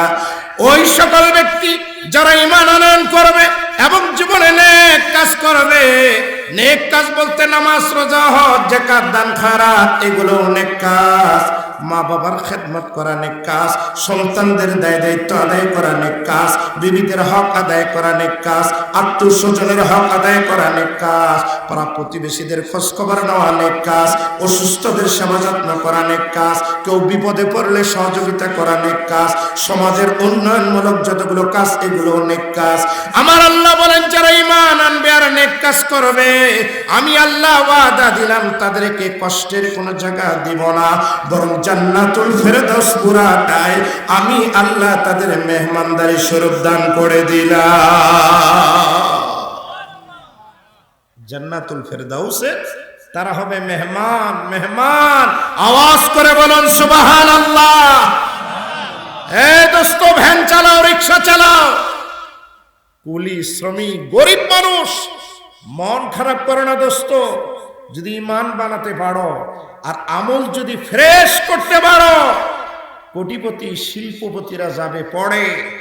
এই মেহনতি শ্রমিক গরিব মানুষগুলো, যে সকল নারীদের দাম্পত্য জীবনে অভাব অনটন থাকে, এরপরও নামাজ মিস করে না, রোজা মিস করে না, দান খয়রাত মিস করে না, তেলাওয়াত মিস করে না, পর্দা মিস করে না, স্বামীর খেদমত ভুলে না, এই সকল ইমানদার নেক কাজ করনেওয়ালা নারী পুরুষকে আল্লাহ পাক জান্নাতুল ফেরদাউসের মেহমান হিসাবে কবুল করবেন। জোরে জোরে বলুন সুবহানাল্লাহ। চিন্তার কোনো কারণ নাই, টেনশন নাই, ভয়ের কোনো কারণ নাই। জান্নাতে যাওয়ার পরে আল্লাহর হাবিব বললেন, আব্দুল্লাহ বিন সালাম, তুমি শুনবা কি খাবে? বুখারী শরীফ 2য় খণ্ড কিতাবুত তাফসীর, আপনাদের পাশে হিলি জামিয়া মাদ্রাসা আছে, এখানে বুখারীর দরস দেওয়া হয়। আমি তো এখান থেকে বুখারীর দরস নিয়ে গেছি, যে হুজুরের কাছে, উনি এখনো হয়তো মসজিদে বসা আছেন, যার নাম আমি বললাম, উনি এই হাদিস পড়াইছেন আমাকে। আমিও এই হাদিস আজ প্রায় 16 বছর 17 বছর ধরে আমি পড়াই। আল্লাহর হাবিব ডাক দিয়ে বলেন, আব্দুল্লাহ বিন সালাম, জান্নাতীরা জান্নাতে যাওয়ার পরে যে তরকারিটা তাদের জন্য পরিবেশন করা হবে, ফাজিয়াদাতু কাবিদি হুত, মাছের কলিজা দিয়ে আল্লাহ পাক জান্নাতীদেরকে প্রথম খাওয়ানোর ব্যবস্থা করবেন। জোরে জোরে বলুন সুবহানাল্লাহ। মাছের কলিজা আপনারা খেয়েছেন না? মাছের কলিজা আপনারা খেয়েছেন? ফাজিয়াদাতু কাবিদি হুত, মাছ আল্লাহ জানে এই মাছটা কত বড় হবে, কোন মার্কেটের আর কোন জায়গার কোন সমুদ্রের হবে। মাছের কলিজা দিয়ে খাওয়াবে, কারণ গরুতে সমস্যা, খাসিতে সমস্যা, পোলট্রিতে সমস্যা, অনেকের নাও খেতে পারে, মাছে কিন্তু কারো সমস্যা নেই। এই জন্য মাছ দিয়ে আল্লাহ শুরু করবে, আর দুপুরের খানাটা গরুর গোশত দিয়ে পরিবেশন করবে। জোরে জোরে বলুন আল্লাহু আকবার, আল্লাহু আকবার। গরুর গোশত দিয়েও আল্লাহ খাওয়াবে, এটা হলো সেকেন্ড টাইম। ফার্স্ট হবে মাছের কলিজা দিয়ে। আব্দুল্লাহ বিন সালাম বললেন, ইয়েস, এটা আপনি ঠিকই বলেছেন, কারণ এর আগে কোনো বেটায় জবাব দিতে পারেনি, আপনি তো দিলেন। তাহলে 3 প্রশ্নের 2টা যখন পেয়ে গেছে, আরেকটা মনে হয় আমার নবী পারবে না। কি বলেন, পারবে না মনে হয়? হ্যাঁ, আমরা তো আজে বাজে মাঝে মধ্যে হুজুরদেরকে প্রশ্ন করি, যে প্রশ্নগুলো কোনো কাজে লাগে না, এমন প্রশ্ন করি। আরে ভাই, এমন প্রশ্ন করেন যেগুলো কাজে লাগবে। হুজুর, উজুর ফরজ কয়টা? নামাজের ফরজ কয়টা? তায়াম্মুমের ফরজ কয়টা? জানাজার নামাজ কিভাবে পড়তে হয়? বেতের নামাজ কিভাবে পড়তে হয়? দোয়া কুনুত পড়তে জানি না, দোয়া কুনুতটা একটু শিক্ষা দেন। এগুলো প্রশ্ন আমরা করি না।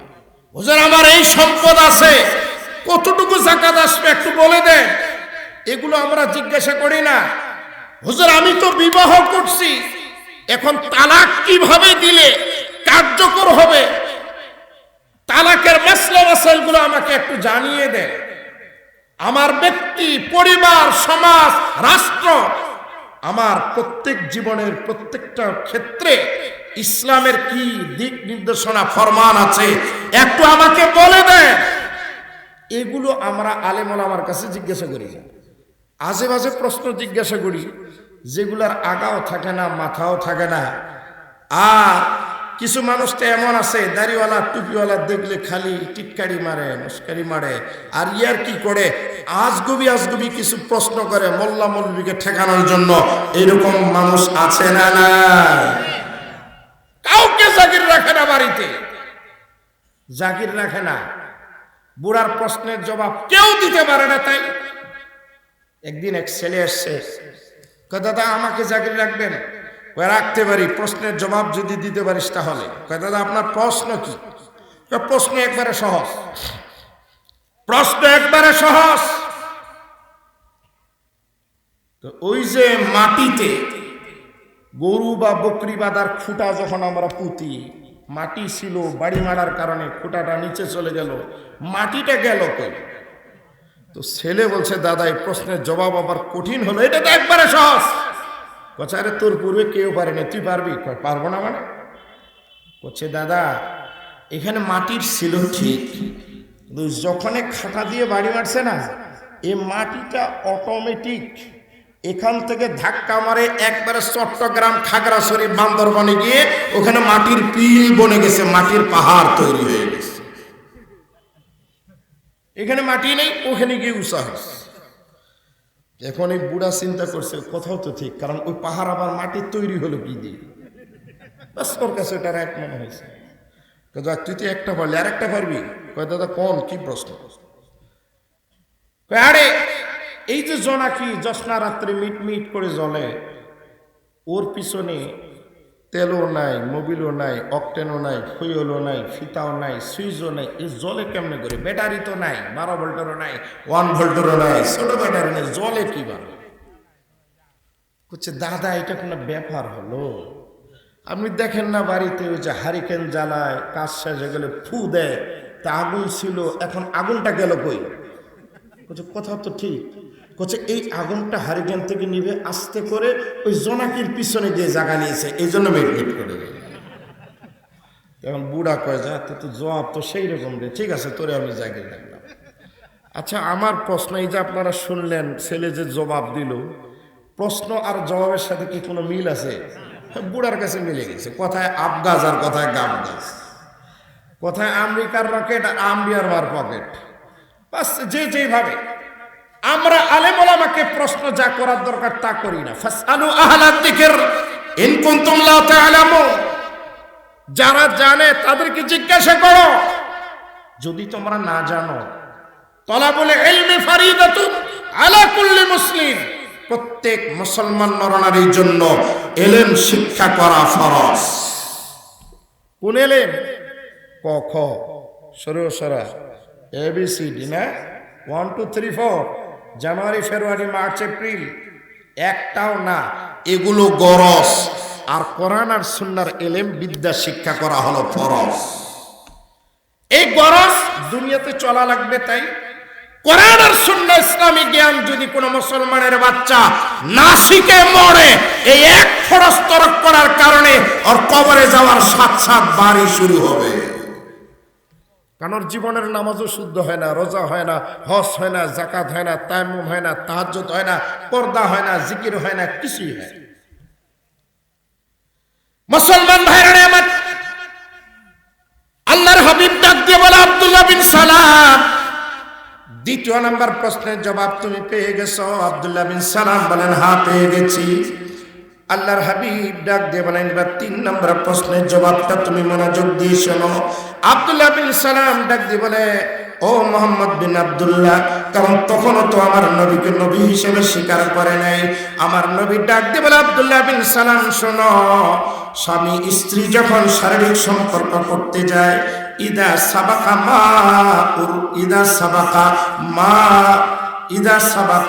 মা উল মারাতি, মায়ের বীর্য যদি প্রথম জরায়ুতে গিয়ে জায়গা নেয়, তাহলে বাচ্চাটা মায়ের মতো হয় কিংবা মায়ের বংশের কার মতো হয়। পক্ষান্তরে দাম্পত্য জীবনে মা এবং বাবা যখন শারীরিক সম্পর্ক করে, জরায়ুতে যদি পুরুষের বীর্যটা আগে গিয়ে জায়গা নেয়, তাহলে বাচ্চাটা বাবার মতো হয় কিংবা বাবার বংশের কার মতো হয়। আল্লাহর হাবিব যখন এইভাবে প্রশ্নের জবাব দিয়ে দিলেন, আব্দুল্লাহ বিন সালাম বলে আমি 3টা প্রশ্নের জবাব কমপ্লিট আপনার থেকে পেয়ে গেলাম। 3 নম্বর প্রশ্নের জবাবটা খুব ক্রিটিক্যালি ডাক্তার যারা আছেন তারা অলরেডি বুঝে গেছেন। যারা এই সম্পর্কে একটু ধারণা আছে, মেডিকেলে লেখাপড়া করা, তারাও কিন্তু বুঝার চেষ্টা করুন। ইদা সাবাকা মা উল মারআতি মা উর রজুলে নাজআল ওয়ালাদ ইলা আবিহি, বাবার বীর্য যদি জরায়ুতে আগে জায়গা নেয়, তাহলে এটা ছেলে হোক মেয়ে হোক, চেহারাটা হয় বাবার মতো, বাবার বংশে কারোর মতো।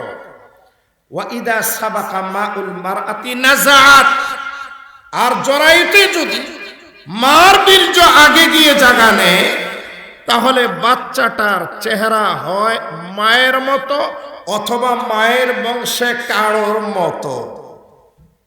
এই যে একটা জবাব আমার নবী দিলেন, আব্দুল্লাহ বিন সালাম এই জবাবে খুশি, কারণ এই জবাব এর আগে আব্দুল্লাহ বিন সালামকে কেউ দিতে পারে নাই। জোরে বলেন আল্লাহু আকবার। আল্লাহর হাবিব যখন জবাব দিয়ে দিলেন, এবার আব্দুল্লাহ বিন সালামকে বলেন তাহলে তোমার কাজ কি? আব্দুল্লাহ বিন সালাম বলেন এতদিন ধরে শুধু খোঁজ করছি, আজকে পেয়ে গেছি, হাতটা আপনি সামনে বাড়ান। আল্লাহর নবী হাত দিলেন, আব্দুল্লাহ বিন সালাম আমার নবীর হাতে হাত রেখে পড়লেন আশহাদু আল্লা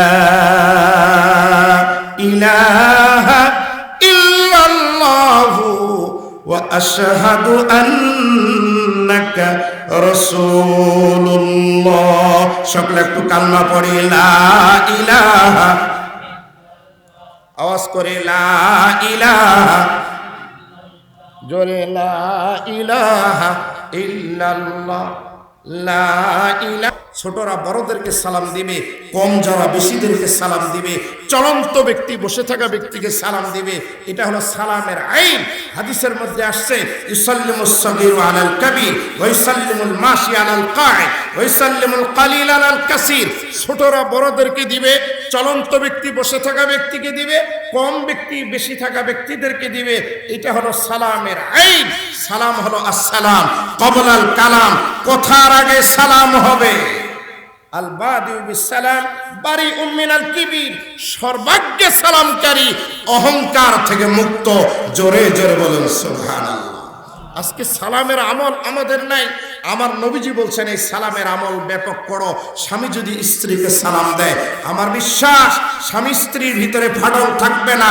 পরকীয়ার যে সম্পর্কে আজকে আমাদের মানে দাম্পত্য জীবন জর্জরিত হয়ে গেছে, আমার বিশ্বাস এটা থাকবে না।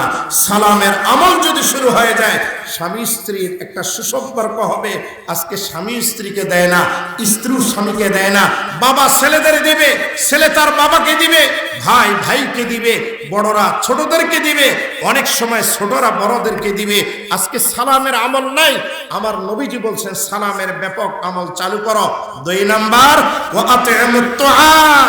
খানা খাওয়াও, গরিবদেরকে খানা খাওয়াও, অসহায়দেরকে খানা খাওয়াও, যারা ক্ষুধার্ত তাদেরকে খানা খাওয়াও। আজকে তো আমরা খানা খাওয়াই না, খাওয়াই কিছু আমরা খানা যেগুলো শরীয়তে একটাও অনুমোদিত না। আমরা খানা খাওয়াই কখন? তৃতীয়া, কেউ মারা গেলে তৃতীয়া, সপ্তমা, 40, মৃত্যুবার্ষিকী, ম্যারেজ ডে, বাচ্চার মুখে ভাত দেওয়া, এই যতগুলা বললাম একটাও শরীয়তে অনুমোদন করে না। তাহলে কোনটা শরীয়তে অনুমোদন করে? বুখারী শরীফ 2 খণ্ড বাবুল ওয়ালিমা, এই অধ্যায় হাসিয়ার মধ্যে লেখা, ক্বালু ক্বালাল কিরমানি ক্বালু ওয়াজ-জিয়াফাতু সামানিয়াতু আনওয়া। উলামায়ে কেরাম বলেছেন শরীয়তে অনুমোদিত দাওয়াত হলো মোট 8 প্রকার। 1 নাম্বার আল ওয়ালিমা লিল উরুস, বিবাহ হয়ে যাওয়ার পর, বিবাহের পরে বরের পক্ষ থেকে যে খানাটা হয় এটার নাম ওলিমা, এটা শরীয়ত সম্মত। 2 নম্বর ওয়াল খুরুস লিল ওয়ালাদা, বাচ্চা জন্ম দেওয়ার পরে ছেলে হোক কিংবা মেয়ে হোক খুশিতে একটা খানার আয়োজন করা, এটাও হলো শরীয়ত সম্মত। 3 নম্বর আল ইজার লিল খিতান, খাতনা মুসলমানি দেওয়া, মুসলমানি দেওয়ার পরে অনুষ্ঠান করা, এটাও শরীয়ত সম্মত। 4 নম্বর হলো ওয়াল ওয়াকিরা লিল বেনা, নতুন বাড়ি, কলকারখানা, ইন্ডাস্ট্রি কিংবা অফিস তৈরি করলেন, গরু খাসি জবাই করে দোস্ত আহবাব ডেকে খাওয়ালেন, এটাও শরীয়ত সম্মত। 5 নম্বর হলো আন-নাকিয়া লিকুদুমিল মুসাফির, সফর থেকে নিরাপদে আপনি আসলেন, ব্যবসায়িক সফর, হজের সফর করে আসলেন, দোস্ত আহবাবদেরকে গরু বকরি জবাই করে খাওয়ান, এটা শরীয়ত সম্মত। আর আজকে আমরা করছি উল্টা, হজে যাওয়ার আগে খাওয়ায়, আছে না নেই? এ হাজি সাহেব, হজে যাওয়ার আগে যে ভাই তুমি খাওয়াও, এটা তুমি কই পাইছ? বরং মাসালাটা হলো হজ থেকে যে আসছে জমজমের পানি, মরিয়ম খেজুর, আর এর সাথে গরু বা বকরি যদি একটু পাড়ে, না হলে তো পাকিস্তানি সস্তা আছে। কি বলেন? হ্যাঁ, আগে খাও, আবার কি বিদায় নিয়ে চলে যায়। কারণ যদি না আসি, কারণ বাংলাদেশের হাজিরা তো হজ তখন করতে যায় যখন একবারে রিটার্ন, সরকারও পাত্তা দেয় না, বউ পাত্তা দেয় না, নাতিও পাত্তা দেয় না, মসজিদও পাত্তা নাই, সমাজও নাই, চেয়ারম্যানিত্ব নাই, মেম্বারিত্ব নাই, দফাদারিত্ব নাই, একবারে বুড়া তুরতুরা, হজের 3 ফরজের কিচ্ছু জানে না, 6 ওয়াজিবের কিছু জানে না, কোথায় কি করলো আর না করলো। হজ থেকে আসার পরে জিজ্ঞাসা করছে, হাজী সাহেব কেমন লাগলো? কয় বাপু পুরা সৌদি আরব ভালো লাগলো। কয় কোথাও বাংলা নাই, সব আরবি আর আরবি, শুধু আজানটা বাংলাতে হয়। আজানটা কিসে হয়? আপনারা বিরক্ত হচ্ছেন? আলোচনা কি করব না বন্ধ রাখবো? কি চালাতেই থাকবো? তেল পেট্রোল আমার ঠিক আছে কিনা একটু দেখা লাগবে না? গাড়ি কতক্ষণ চলবে? কি পিছনে কারা চলবে? চলবে, একটু হাত জায়গায় দেখান দিই কারা কারা চলার পক্ষে। ওই যে তুলে নেই তারা মনে হয় পক্ষে না। না না, সকলেই পক্ষে, সকলেই পক্ষে। কারণ অনেকে আমার চেয়ে মুরব্বী আছেন, যার কারণে হাত তুললে একটু সমস্যা, বয়স্কদের, তাই না ভাই? কয় সব আরবি আর আরবি, শুধু আজানটা কি হয়? তার মানে বুঝতে পারছেন, ওই আজানটা বেশি শুনে তো শুনতে শুনতে এটা বাংলার মতো মনে হয়েছে। কারণ আমাদের একটা ভুল ধারণা আছে, হজ তখন করতে যাবে যখন একবারে কিছু চলবে না, কাফনের কাপড় পরে যাচ্ছে, বিদায় নিয়ে যাচ্ছে, যদি আর না আসি। আমাদের একটা এটা বদ স্বভাব। হজ যখন ফরজ হয় তখন করবে, হজ যখন ফরজ তখনই করবে। নামাজ ফরজ হয়েছে যৌবনকালে, নামাজ আদায় করতেছে বুড়া বয়সে গেছে। কারণ যৌবনকালে তো সিনেমা, জুয়া, চাঁদাবাজি, সন্ত্রাসী, যত ধরনের মারামারি সব করবে কে? এজন্য বুড়া বয়সে গিয়ে তসবিহ আর দাঁড়িয়ে আছে না নাই? সমস্ত পয়গম্বরদের জীবনী খুঁজেন যৌবন বয়সে, আর আমরা খুঁজি ইবাদত বندگی বুড়া বয়সে। দর জওয়ানি তওবা করদান সেওয়ায়ে পয়গম্বরি, ওয়াক্তে পীরি গুরগে জালিম নিশওয়াত পরহেজগার। জওয়ানে গপ্তে বা পীরে দিলাগা, চগম করতি চগম গস্তি দরিরা। जो बस्ता दे पीरे खुश्ता कल्लम, जवानेरा दरीरा करदाम गम। जवाने गुप्ते बा पीरे तुकैया भी जवानीरा, कसे हर गस्नमिया बात दोबारा जिंदगानीरा।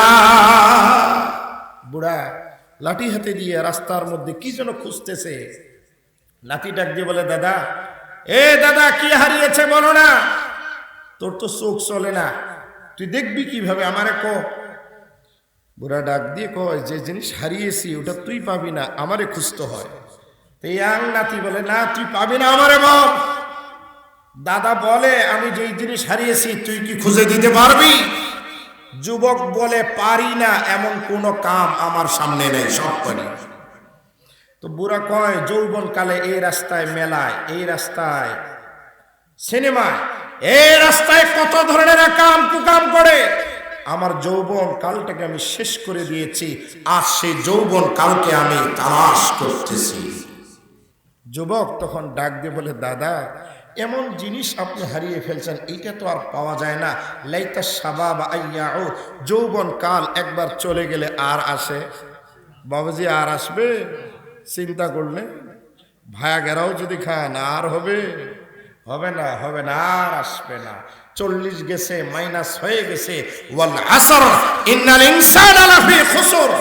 আল্লাহ বলেন আসরের শপথ, সময়ের শপথ, দ্বিপ্রহরের শপথ। সব মানুষ ক্ষতিগ্রস্ত, সময়ের কসম খেয়েছেন। যৌবন কাল, এই সময়টা আমার আল্লাহর কাছে বড় দামি। যৌবন কালের ইবাদত আমরা করি না, বুড়া বয়সে হজ করতে যাই। কারণ আমাদের ভিতরে একটা প্রবাদ আছে, হজ করে আসে আর কিছু করা যাবে না, এই জন্য বুড়া বয়সে ইহরামের কাপড় পরে আমরা পাঠাই। হজ করে আসার পরে এক বেচারা দাম্পত্য জীবনে ছেলে হয়েছে, ছেলে এখন এলাকার মানুষজন বলা বলি শুরু করছে, কাক আর ভালো বলবো। কি হয়েছে? হজ করে আসার পরেও বাচ্চা হয়, তাহলে কে আর ভালো আছে? তার মানে চিন্তা করছেন, হজ করে আসার পরে বিবির সাথে আর শোয়া যাবে না, বিবিকে তালাক দেওয়া লাগবে। এই ভুল ধারণা এখনো আমাদের আছে। এই জন্য বুড়া বয়সে হজে যায়, যখন যাওয়ার দরকার তখন যায় না, যায় তো বুড়া বয়সে যায়। সম্মানিত হাজিরিন, হজের থেকে আসে আপনি খাওয়াবেন, সফরের থেকে আসে খাওয়াবেন, এইটা খানা শরীয়তে অনুমোদিত। এই খানার নাম হলো নাকিয়া। আরেকটা খানা, তার নাম হলো ওয়াজিমা লিল মুসিবা। মুসিবতের মধ্যে পড়লেন, অসুখ বিসুখ কেউ, আপনি এই মুসিবতের মধ্যে কিছু মাদ্রাসার আলেম ওলামা, দোস্ত আহবাব, আপনজন, বোন, জামাই সবগুলোর ডাকে পাইকারি হারে খাওয়ান, আর বলেন যে একটু দোয়া করো, এটাও সুন্নাহ। জোরে জোরে বলেন সুবহানাল্লাহ। বিপদে পড়ছে, ইমাম সাহেবকে খালি ফোন দেয়, হুজুর আমার আব্বা অসুখ, একটু দোয়া করে। মাংনা মাংনা না আছে খাওয়া, না আছে হাদিয়া, খালি করে দোয়া করে। জানো না, বুঝেও না, সিস্টেম তো দেওয়া আছে। বকরি জবাই করেন, গরু জবাই করেন, নাহারে তো বললাম পাকিস্তানি সস্তা আছে, লাগান খাওয়ান, শরীয়তে অনুমোদিত। আরেকটা খানা শরীয়তে অনুমোদিত, তার নাম আকিকা। তার নাম কি? আকিকাটা চিনেন? আমাদের নওগাঁতে আবার অনেক সময় আকিকা বলে না, আতিকা, উল্টা। মুরগিকে মুগরি করে, আকিকাকে আতিকা কয়। রানীনগর রানীনগর না, আনীনগর, উল্টা মানে আকিকা। সপ্তম দিনে বাচ্চার নাম রেখে পশু জবাই করা, এটাও শরীয়ত সম্মত। আরেকটা দাওয়াত আছে, তার নাম হলো আল মাকদুবা, আত-তাআমুল মুত্তাখায বিলা সাবাব, কোন কারণ ছাড়াই গরু মহিষ জবাই করে খাওয়ান, এটাও একটা শরীয়ত সম্মত। এই 8 প্রকারের দাওয়াতের বাহিরে 9 নাম্বার কোন দাওয়াত মুসলমানদের জন্য নেই। মরার পরে তৃতীয়া, সপ্তমা, 40 মৃত্যুবার্ষিকী, ম্যারেজ ডে, আর মুখে ভাত আর ইত্যাদি ইত্যাদি, এগুলো একটাও মুসলমানের কৃষ্টি কালচার নয়। সবগুলো আসছে হিন্দুদের থেকে, সবগুলো আসছে বিধর্মীদের থেকে। আজ ব্যক্তি জীবন, পারিবারিক জীবন, সামাজিক জীবন পুরাটাকে সাজিয়েছি ইহুদির মতো, খ্রিস্টানের মতো, বৌদ্ধিস্টের মতো, নাস্তিকদের মতো, হিন্দুদের মতো, কুলাঙ্গারদের মতো, আর দাবি করতেছে আমি মুহাম্মদ নবীর উম্মত। এটা উম্মত নয়, এটা উম্মত নামের কলঙ্ক, এটা একটা জুলমত। কথা বলেন ঠিক না বেঠিক? এই জন্যই আমার আল্লাহ বলছেন সূরাতুল আহজাব 21 নম্বর আয়াত, লাকাদ কানা লাকুম ফি রাসূলিল্লাহি উসওয়াতুন হাসানাহ লিমান কানা ইয়ারজুল্লাহা ওয়াল ইয়াওমাল আখিরা ওয়া যাকারাল্লাহা কাসীরা। অবশ্যই আমি আল্লাহর প্রেরিত রাসূলের মাঝে তোমাদের জন্য রয়েছে উত্তম নমুনা। কাদের জন্য উত্তম নমুনা? আল্লাহ বলেন যারা আমি আল্লাহর সাথে সাক্ষাতে বিশ্বাসী, পরকালে যারা বিশ্বাসী, আল্লাহকে যারা বেশি বেশি করে স্মরণ করে, তাদের জন্য আমার রাসূল হলো উসওয়ায়ে হাসানা। 3টা গুণ যাদের ভিতরে থাকবে, আল্লাহর সাথে সাক্ষাতে বিশ্বাসী মুমিন, এই জন্য তো মসজিদে গিয়ে নামাজ আদায় করে, এই জন্য রমজান মাসে রোজা আদায় করে, এই জন্য যাকাত দেয়, এই জন্যই তো ফিতরা দেয়, এই জন্য কুরবানিতে কুরবানি করে, এই জন্য তো মসজিদ বানায়, মাদ্রাসা বানায়, ওলামায়ে কেরামকে জাগিরে রাখে, ওলামায়ে কেরামকে মহব্বত করে, কারণ আল্লাহকে তারা ভয় করে, আল্লাহর সাথে সাক্ষাতে বিশ্বাসী। 2 নম্বর আখিরাতে বিশ্বাসী। এই জন্য মিথ্যা কথা মুমিন বলতে পারে না, চুরি করতে পারে না, গীবত করতে পারে না, শিকায়ত করতে পারে না, ওজনে কম দিতে পারে না, পণ্যে ভেজাল দিতে পারে না, কোন নারী কোনদিন পর্দা ছাড়তে পারে না। আল্লাহকে ভয় করে বিধায় স্ত্রীরা কোনদিন স্বামীর সাথে মারামারি করে না, স্বামীর সাথে ঝগড়া করে না, স্বামীর সাথে খারাপ আচরণ করে না। স্বামীরাও আখিরাতকে ভয় করে, আখিরাতে আল্লাহর সামনে দাঁড়াতে হবে, এই জন্য স্ত্রীদেরকে মারধর করে না, স্ত্রীদেরকে পর্দার কথা বলে, নামাজের কথা বলে, জিকিরের কথা বলে, স্ত্রীদের হক আদায় করে, যা খায় স্ত্রীদেরকে খাওয়ায়, যা পড়ে স্ত্রীদেরকে পড়ায়, যেই ঘরে থাকে সেই ঘরে স্ত্রীকে রাখে। এটাই হলো আল্লাহর ভয়, যার কারণে মুমিন আল্লাহকে ভয় করার কারণে আল্লাহর বিধিবিধানগুলো মুমিনের জন্য মানাটা সহজ হয়। কথা বলেন ঠিক না বেঠিক? 3 নম্বর হলো যারা আল্লাহকে বেশি বেশি করে স্মরণ করে। দোস্ত, আল্লাহর নাম যদি কেউ স্মরণ করে তার কখনো লস হয় না। বুখারী শরীফ 2য় খণ্ডে লম্বা ঘটনা, বাবু ইজাবাতি দুআ ইমান বাররা ওয়ালিদাইহি, যে সন্তানের দোয়া আমার আল্লাহ কবুল করেছে। লম্বা ঘটনা। আব্দুল্লাহ বিন ওমর বলে রাসূলুল্লাহ বলেছেন, কোন এক যুগের 3 জন বন্ধু ব্যবসার জন্য চলছে, ফাহাদাহুমুল মাতারু, হঠাৎ করে প্রচন্ড ঝড়, আত্মরক্ষার জন্য কোনো ঘর পেল না, কোনো বাসা পেল না, কোনো বাড়ি পেল না, কোনো মুসাফিরখানা পেল না, পাহাড়ির গর্তেই গিয়ে তারা আশ্রয় নিল।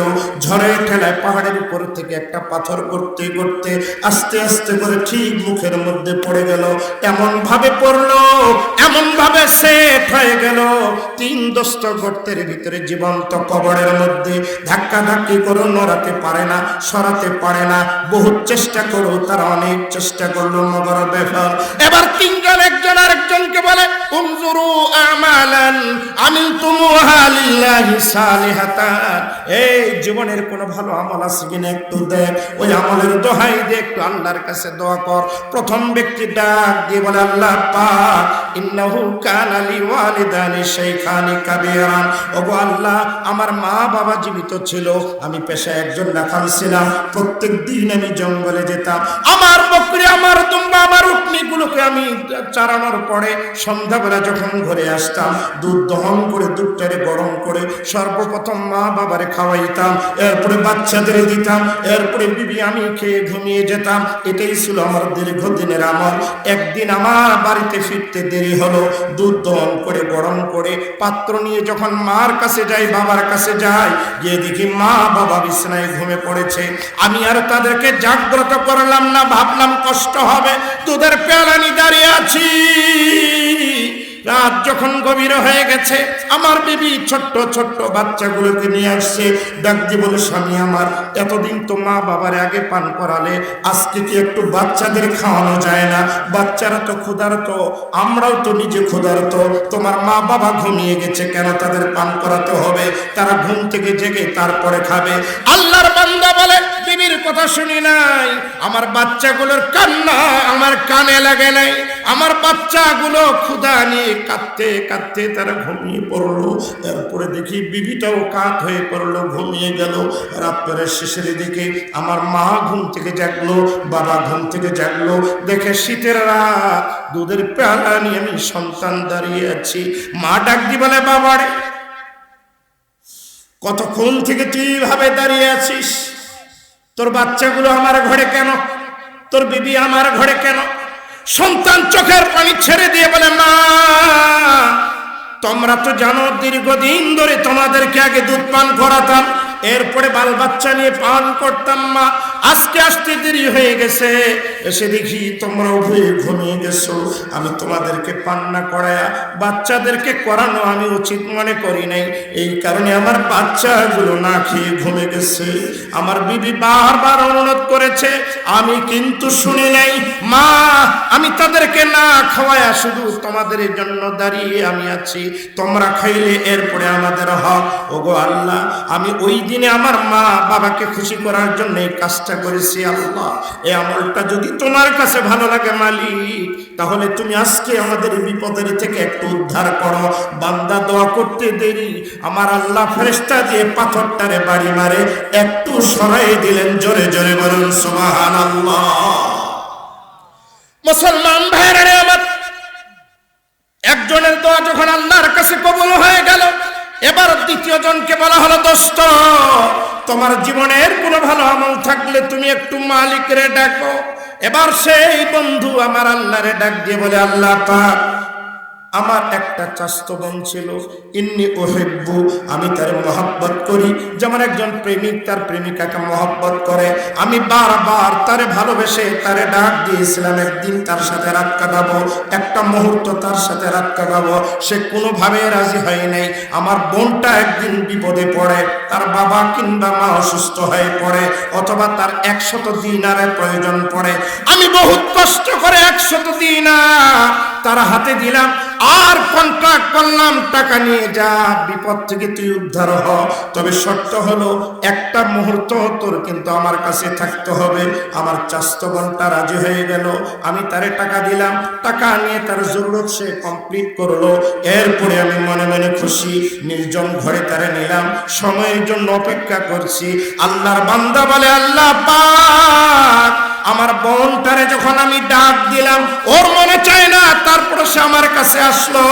হাদিস শরীফের মধ্যে আসছে, তার সাথে যৌবিক চাহিদা পূরণ করবার জন্য পরনের পোশাকগুলো তার ওপেন করে ফেললাম, একবার উলঙ্গ করলাম। ফালাম্মা কাআতু বাইনা রিজলাইহি, ও দোস্ত, বুখারী শরীফ 2য় খণ্ড, বাবু ইজাবাতি দুআ মান বাররা ওয়ালিদাইহি, ইমাম বুখারী লম্বা হাদিসখানা নিয়ে আসছেন, হুবহু ইবারাত ফালাম্মা কাআতু বাইনা রিজলাইহি। আল্লাহর বান্দা বলেন, জেনার জন্য, যৌবিক চাহিদা পূরণ করবার জন্য যখন আমার বোনটার দেহের উপরে আমি উঠে বসলাম, হঠাৎ করে আমার বোনটা চোখের পানি ছেড়ে দিয়ে বলে, ইয়া আব্দাল্লাহ, ও আল্লাহর বান্দা, লা তাফতাহিল খাতেম, আমার আংটি তুমি খোলো না, আমার কুমারিত্ব তুমি নষ্ট করো না, আমার সতীত্ব তুমি নষ্ট করো না। তুমি যদি আল্লাহকে ভয় করো, আজকের এই মুহূর্ত তুমি আমাকে ছেড়ে দাও। আল্লাহর বান্দা বলেন, আমার চাস্ত বোনটা নিচে শুয়ে শুয়ে আমার একবারে প্রস্তুতির মুহূর্তে যখন আমার আল্লাহকে ডাক দিয়েছে, আমি আল্লাহকে স্মরণ, বোনটারে ছেড়ে দিয়ে আমি উঠে চলে এসেছি, আমি জেনার মধ্যে লিপ্ত হই নাই। ওগো আল্লাহ, সেই দিন তোমাকে ভয় করে আমার বোনটাকে মুক্ত করেছি, তোমার নাম স্মরণ করেছি, আজ বিপদে পড়েছি, এই বিপদ থেকে তুমি যদি উদ্ধার করো, ওই নেক কাজটা কবুল করো, তাহলে একটু আমাদেরকে বাঁচাও। আল্লাহর বান্দা দোয়া করতে দেই, আল্লাহ পাক ফেরেশতা দিয়ে পাথরটাকে সরাতে দেরি করেন নাই। জোরে জোরে বলুন সুবহানাল্লাহ। ওয়া যাকারাল্লাহ কাসীরা।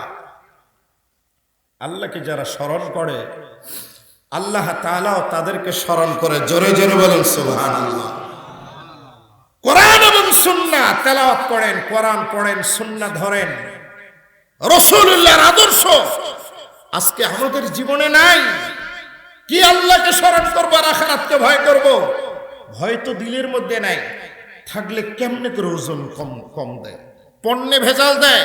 কেমনে করে একটা নারী পর্দা ছাড়া স্কুলে যায়, পর্দা ছাড়া কলেজে যায়, পর্দা ছাড়া মার্কেটে যায়, পর্দা ছাড়া চাকরিতে যায়? আমার আল্লাহর কোরআন তো তাদের বাজারে যেতে নিষেধ করে নাই, চাকরি করতে নিষেধ করে নাই, অফিস করতে নিষেধ করে নাই, মাঠঘাট করতে নিষেধ করে নাই। সবটাই নারীরা করতে পারবে, তবে শর্ত একটা, জিলবাব লাগাতে হবে, পর্দা লাগাতে হবে। কথা বলেন ঠিক না বেঠিক? আমার আল্লাহ ডাক দিয়ে বলেন, ইয়া আইয়ুহান নবী কুল লিআজওয়াজিক ওয়া মানাতিক ওয়া নিসাইল মুমিনিন ইউদনিনা আলাইহিন্না মিন জালাবিবিহিন।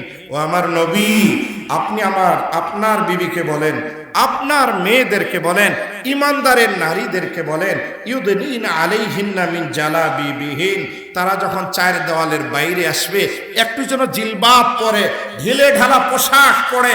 যেই পোশাক পরলে ফেসটা দেখা যাবে না, বডিটা বোঝা যাবে না, বয়সটা বোঝা যাবে না, চিনা যাবে না ইমাম সাহেবের মেয়ে নাকি মেম্বারের মেয়ে। কথা বলেন।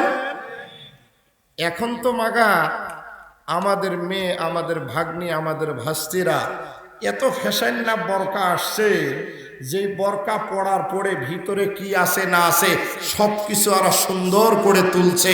আমি বলি এটা বরকা না, এটা বরকা নামে একটা শয়তানি লেবাস। কথা বলেন, কথা বলেন।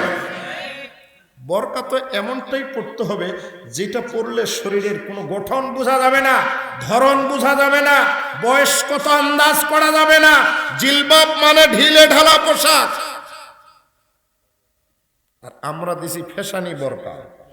তাও তো পড়ে মন্দের ভালো, একবারে খোলার থেকে কি বলে, একবারে ভালো না, একবারে পড়েনি, হে তো পড়ছে। আবার অনেক মহিলা যেগুলো 2 নম্বরই, আসলে ইজ্জত ঢাকার জন্য নয়, বরং হেজে 2 নম্বর, এটা যেন কেউ বুঝতে না পারে, এই জন্য ওই বরকা লাগায়া হোটেলের মধ্যে যায়। আছে না নাই? পাক্কা শয়তান। কোরআন এবং সুন্নাহর ভাষা হলো জিলবাব। জিলবাব ঢিলে ঢালা পোশাক। কোরআন এবং সুন্নাহর বিধান হলো চোখ কন্ট্রোল করতে হবে, বেগানা পুরুষকে দেখা যাবে না। এটা হলো চোখের পর্দা। দেহের পর্দা হলো পোশাক। কারণ যেই জিনিস যত বেশি দামি সেই জিনিসের তত বেশি পর্দার জরুরত। কথা বলেন। যেই জিনিস যত বেশি দামি এটার কিন্তু পর্দা। বাজারে মাছ কিনতে যান, মাছ কিন্তু সরাসরি আপনাকে পলিথিনের মধ্যে দেয়, পর্দা নয়। মূলা কিনতে যান, আলু কিনতে যান, বেগুন কিনতে যান, টমেটো কিনতে যান, শসা কিনতে যান, একটারও প্যাকেটে দেয় না, পলিথিনে অথবা কাপড়ের ব্যাগে তুলে দিয়ে দিল, বাস আপনি নিয়ে যান। কিন্তু আপনি যখন স্বর্ণের দোকানে যাবেন, 1 ভরি দরকার নেই, 4 আনাও যদি স্বর্ণ কিনেন, কেনার পরে দেখবেন আগে একটা কাগজে মুড়াবে, এরপরে প্যাকেটে দিবে, তারপরে বক্সে দিবে। আপনি আবার ওটাকে সুন্দর করে এমন ভাবে বগলে নেবেন রাস্তায় যেন কেউ দেখলে সমস্যা দেখবে। আপনি 5 ভরি স্বর্ণ নিয়ে যাচ্ছেন, ব্যাংক থেকে 10 লাখ টাকা তুললেন, সবাইকে দেখাবেন আর নিয়ে যাবেন, সমস্যা কোথায়? তা তো করেন না। ব্যাগের ভিতরে একজন সামনে, 3 জন পিছনে সিকিউরিটি দেয়া। কারণ যেই জিনিস যত বেশি দামি ওটা তত বেশি গোপন থাকে। কথা বলেন, কথা বলেন। নারীরা তো হলো সব থেকে দামি জিনিস। এটা আমার কথা না, হাদিস পড়েছিলাম, আমার নবীজি বলেছেন, আদ-দুনিয়া কুল্লুহা মাতা, দুনিয়া পুরাটাই সম্পদ। ওয়া খায়রু মাতা'আদ দুনিয়া আল মারআতু সালেহা, সবথেকে দামি সম্পদ হলো একজন দিনদার, নেককার, পরেশগার বিবি যার ঘরে আছে। এর ঘরে যদি টাকা পয়সা, স্বর্ণ মুদ্রা কিছু না থাকে, এই ঘরে সবথেকে দামি একটা সম্পদ নারী যদি থাকে, বাস ওর দাম্পত্য জীবন সুখের হবে। কথা বলেন ঠিক না বেঠিক? বিবি আছে, ঈদ উল ফিতরে তার চাহিদা হলো ঈদের শাড়ি লাগবে 60,000 টাকা দেবে, কুরবানিতে না হলে 30,000। মার্কেট তো আছে, বেগ তো আছে, হিল তো আছে, আর ফ্যাশন মেশানোর জন্য যা আছে বেটা তুমি যা কামাই করো তোমার বউ একাই শেষ করে। এই বউ যদি কারো ঘরে থাকে, ভালো খাওয়া ভালো করা নসিব হবে না, সব শ্বশুরের বেটিকে দিতেই যাবে। কি বলেন, যাবে না? কারণ তার যে চাহিদা, ওই বাটন সেট ওই যে এটা আর চলবে না, এখন লাগাও অ্যান্ড্রয়েড, খালি এইভাবে টাচ করবে। এখন আপনি চালান ভ্যান, আপনি হলেন কুলি শ্রমিক, নসিমন করিমন চার্জারের ড্রাইভার, ও অ্যান্ড্রয়েড পারে না, ওকে যদি টাকা যা দেয় আইফোন লাগবে, তাহলে মাথাটা গরম হবে না? চান্দিতে এমনি গরম হবে। তো এই মেয়ে যতই সুন্দরী হোক, ওর যদি চাহিদা হয় উচ্চাভিলাষী, সব সময় ভালোটা, ও কিন্তু আপনার কাছে থাকবে আর আরেকজনের সাথে গিয়ে আনন্দ ফুর্তি করবে, কারণ আপনি তার চাহাত পুরা করতে পারবেন না। এটা রাইট। এই জন্য আমার নবীজি বলেছেন, তুনকাহুল মারআতু লিআরবাঈন, তোমরা তো চারটা দিক দেখিয়ে মেয়েকে বিবাহ করো। লিমালিহা, মেয়ের সম্পদ আছে। ওয়ালি জামালিহা, মেয়েটা বেশ বড় সুন্দরী। ওয়ালি হাসাবিহা, খানদানি বংশীয়। ওয়ালি দীনিহা, ধার্মিক। হুজুর বলেন খালি মাল দেখলে হবে না, সৌন্দর্য দেখলে হবে না, বংশীয় দেখলে হবে না, ধার্মিক কিনা এটা দেখেন। তাকওয়া আছে কিনা, পর্দা আছে কিনা, আল্লাহ রসুলের বুঝ হিসাব কিতাব করে কিনা দেখেন। ফাজফুর বিজাতিদ দ্বীন, আমার নবী বলছেন, এ উম্মতের পুরুষেরা, সুন্দরী দেখছো, তোমারে জালে পুড়ে খাবে। কারণ এই সুন্দরী খাল দিয়া চামড়া দিয়া কতজনকে যে উঠাইছে আর নাচাইছে, তোরে কিন্তু সবসময় খালি আপ এন্ড ডাউন করাবে। যদি দিনদারি না থাকে, বংশীয় দিনদারি নেই, এটাও সমস্যা। মাল যদি বেশি থাকে, তাহলে তো তুমি গোলামের বেটা, তার কাছে কিনা হয়ে গেছে, তোমার তো আর কিছুই নেই। এখন তার কথা মতো চলা লাগবে। কারণ যে গাড়ি হাঁকাও, যে বাড়িতে থাকো, যে ফ্রিজে ঠান্ডা পানি খাও, আর যেই চাকরি করো, সবটা তো ডোনেশন মিয়া বাবাজির দেওয়া। এই জন্য বিবির গোলাম হয় আছে এরকম অনেক মরদ আছে না নাই? আহা, দাম্পত্য জীবন শেষ, সুখ নাই। তবে থাকতেও পারে দুই একজনের, এটাও আমি আবার নিষেধ করিনি। কারণ অনেক মহিলা ভালো আছে, বাবার অনেক কিছু থাকার পরও স্বামীর কাছে গিয়ে একবারের নত, কারণ তার ভিতরে দিনের বুঝ আছে। তাই কথা বলেন, কথা বলেন। এগুলো খুব কম, বেশিরভাগ হলো এমন ডেমাক দেখাবে, কারণ ওর তো সব। মুসলমান ভাইরা আমার, এই জন্য বিবাহের আগে সিদ্ধান্ত নিতে হবে, মেয়ে শুধু সুন্দরী হলে চলবে না, বাবার সম্পদ বেশি থাকলে চলবে না, বংশীয় হলেও চলবে না। তিনটা গুণ তো দেখতে হবে। 4 নম্বর, দিনদারি আছে কিনা, আল্লাহওয়ালা কিনা, নামাজি কিনা, কোরআন পড়তে পারে কিনা, সুন্নাহ বুঝে কিনা, নামাজের ফরজ মুখস্থ আছে কিনা, পর্দা সম্পর্কে ভালো কিছু জানে কিনা, স্বামীর খেদমত কিভাবে করতে হয় জানে কিনা। ওই দিনদার মহিলা খুঁজতে হবে। কারণ কোন ঘরে যদি দিনদার মহিলা থাকে, ওই ব্যক্তিটা গরিব হতে পারে, মোটা চাউলের ভাত তার সমস্যা নাই, পাকা বাড়ির দালান কোঠা না হতে পারে, টিন শেড থাকলেও তার কোনো সমস্যা নাই, ভালো জাজিম খাট নাও হতে পারে, কুড়ের ঘরে খের বিছায় চটের সালা দিয়েও শান্তি পেতে পারে, এসি তার ঘরে না থাকতে পারে। দিনদার বিবি যদি থাকে, স্বামীর খাদমত করার নিয়ত যদি তার থাকে, ঘরটা সুখের হতে পারে। স্বামী বেচারাকে ঘরে নেবে সালাম দিয়া, নিজে না খেয়ে আগে স্বামীর খাওয়াবে, স্বামীর ঘুমায়া সুন্দর করে ঘুম পাড়ায়া বাহিরে পাঠিয়ে দিবে, এরপরে খানার প্লেট নিয়ে নিজে বসবে, আদরের সন্তানগুলোকে নিবে, এরপরে সে খাবে। স্বামী অসুস্থ হলে তার পাশে দাঁড়াবে। দিনদারি থাকার কারণে আমার নবীকে 11 জন বিবি কিভাবে মহব্বত করলো। ও দোস্ত, এটা আমার গান গল্প না, বানানো কথা না, হাদিসের বাণীগুলো আপনার খুলে দেখেন। আম্মা আয়েশা সিদ্দিকা বলেন, আমরা হুজুরের বিবি, হুজুরের ঘরের আমরা হলাম স্ত্রী, যিনি রহমাতুল লিল আলামিন, উভয় জগতের যিনি বাদশা, তার ঘরের অবস্থা হলো এমন। ওমা উকিদাত ফি আবিয়াতি রাসূলিল্লাহি সাল্লাল্লাহু আলাইহি ওয়াসাল্লাম নারুন। আম্মা আয়েশা বলেন, আমরা হুজুরের স্ত্রী, হুজুরের ঘরে খানা কি রান্না হবে, চুলা জ্বলে না। এইভাবে 1 মাস চলে গেল, 2 মাস চলে গেল, চন্দ্র মাসের 3য় মাস শুরু হয়ে গেল, এরপরও ঘরে চুলা জ্বলে না, রান্না হয় না। মাশরুম ডাক দিয়ে বলো, খালা তাহলে আপনারা খেতেন কি? রান্না না হলে আপনাদের সংসার কিভাবে চলতো? আম্মা জান ডাক দিয়ে বলে, ভাগিনা জিজ্ঞাসা করলো, তাহলে শোনো, আল আসওয়াদান, দুটা কালো জিনিস আমাদেরকে সাপোর্ট করতো। একটা হলো আলমা, আরেকটা হলো তামার। একটা হলো পানি, আরেকটা হলো খেজুর। এই খেজুর আর পানি দিয়ে নবীর ঘরে সংসার। সপ্তাহ গেছে, মাস গেছে, 2 মাস চলে গেছে, আমরা নবীর বিবিরা স্বামীর কষ্ট দেই নাই, স্বামীর উপরে টর্চারিং করি নাই। তারপর রহমতে আলমের ঘরে আমরা ছিলাম, আমরা ঘর ছেড়ে অন্যত্র কোথাও যাই নাই। জোরে জোরে বলুন মারহাবা। পর্দার অন্তরালের মা বোনেরা খেয়াল করে চলুন, জান্নাতের যতগুলো নারী জান্নাতি হবে, সমস্ত নারীদের যিনি নেত্রী হবেন ফাতেমাতুজ জাহরা রাদিয়াল্লাহু তাআলা আনহা, সাইয়্যিদাতুন নিসাই আহলিল জান্নাহ। ফাতেমা যখন আলীর ঘরে গেলেন, জাতা ঘোরাতে ঘোরাতে জাতা পিষ্টে পিষ্টে হাত লেগে গেছে, হাতের ভিতরে ফসকা পড়ে গেছে, চামড়া পড়ে গেছে, চামড়া উঠে গেছে। ফাতেমাতুজ জোহরা কষ্ট করতে পারে না, তারপরেও কষ্ট করে স্বামীর ঘরে খেদমত করে। পর্দার অন্তরালের বোনেরা, ভালো মতো শোনো তোমরা, তোমাদের মধ্যে অনেক ফাতেমা রয়েছে বোন, খেয়াল করে শোনো। ফাতেমাতুজ জোহরার জীবনে কত কুরবানি, 1 দিন না 2 দিন না, মাসের পর মাস, বছরের পর বছর চলে গেছে আলীর ঘরে। ভালো খানার ব্যবস্থা হয় নাই, ভালো কোনো বেডশিটের ব্যবস্থা হয় নাই, জাজিম সোফার কোনো আলোচনাই ছিল না, ঘর থাকবে আলিশান ঘরের কোনো ব্যবস্থা ছিল না। দীর্ঘদিন ধরে আলীর ঘরে কাজ করে, আলীকে এমন মহব্বত করে, আলীকে কাছে নিয়ে শয়, আলীর খেদমত করে। ফাতেমাতুজ জোহরার কানে আসলো, আমার নবীর কাছে অনেক গোলাম, অনেক দাস দাসী এসে গেছে, 1 পা 2 পা করে চলে গেল আমার নবীর ঘরে। বুখারী শরীফ 2য় খণ্ডে হাদিস কানা আসছে।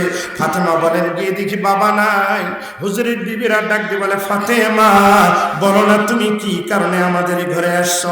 ফাতেমা বলে, মা স্বামীর ঘরে কাজ করতে করতে আমার হাতে ফসা পড়ে গেছে, আমার হাত আর চলে না মা, আমি বাবার কাছে আসছি, বাবাকে পাইনি, তোমরা একটু বাবার কাছে মেসেজটা দিয়ে দিবা, বাবা যেন আমার ঘরে একটা কাজের দাসী পাঠায়, আমার কাজগুলো যেন করে দেয়। আল্লাহর হাবিবের মেয়ে না তার মাকে বলে 1 পা 2 পা করে ঘরে আসছে।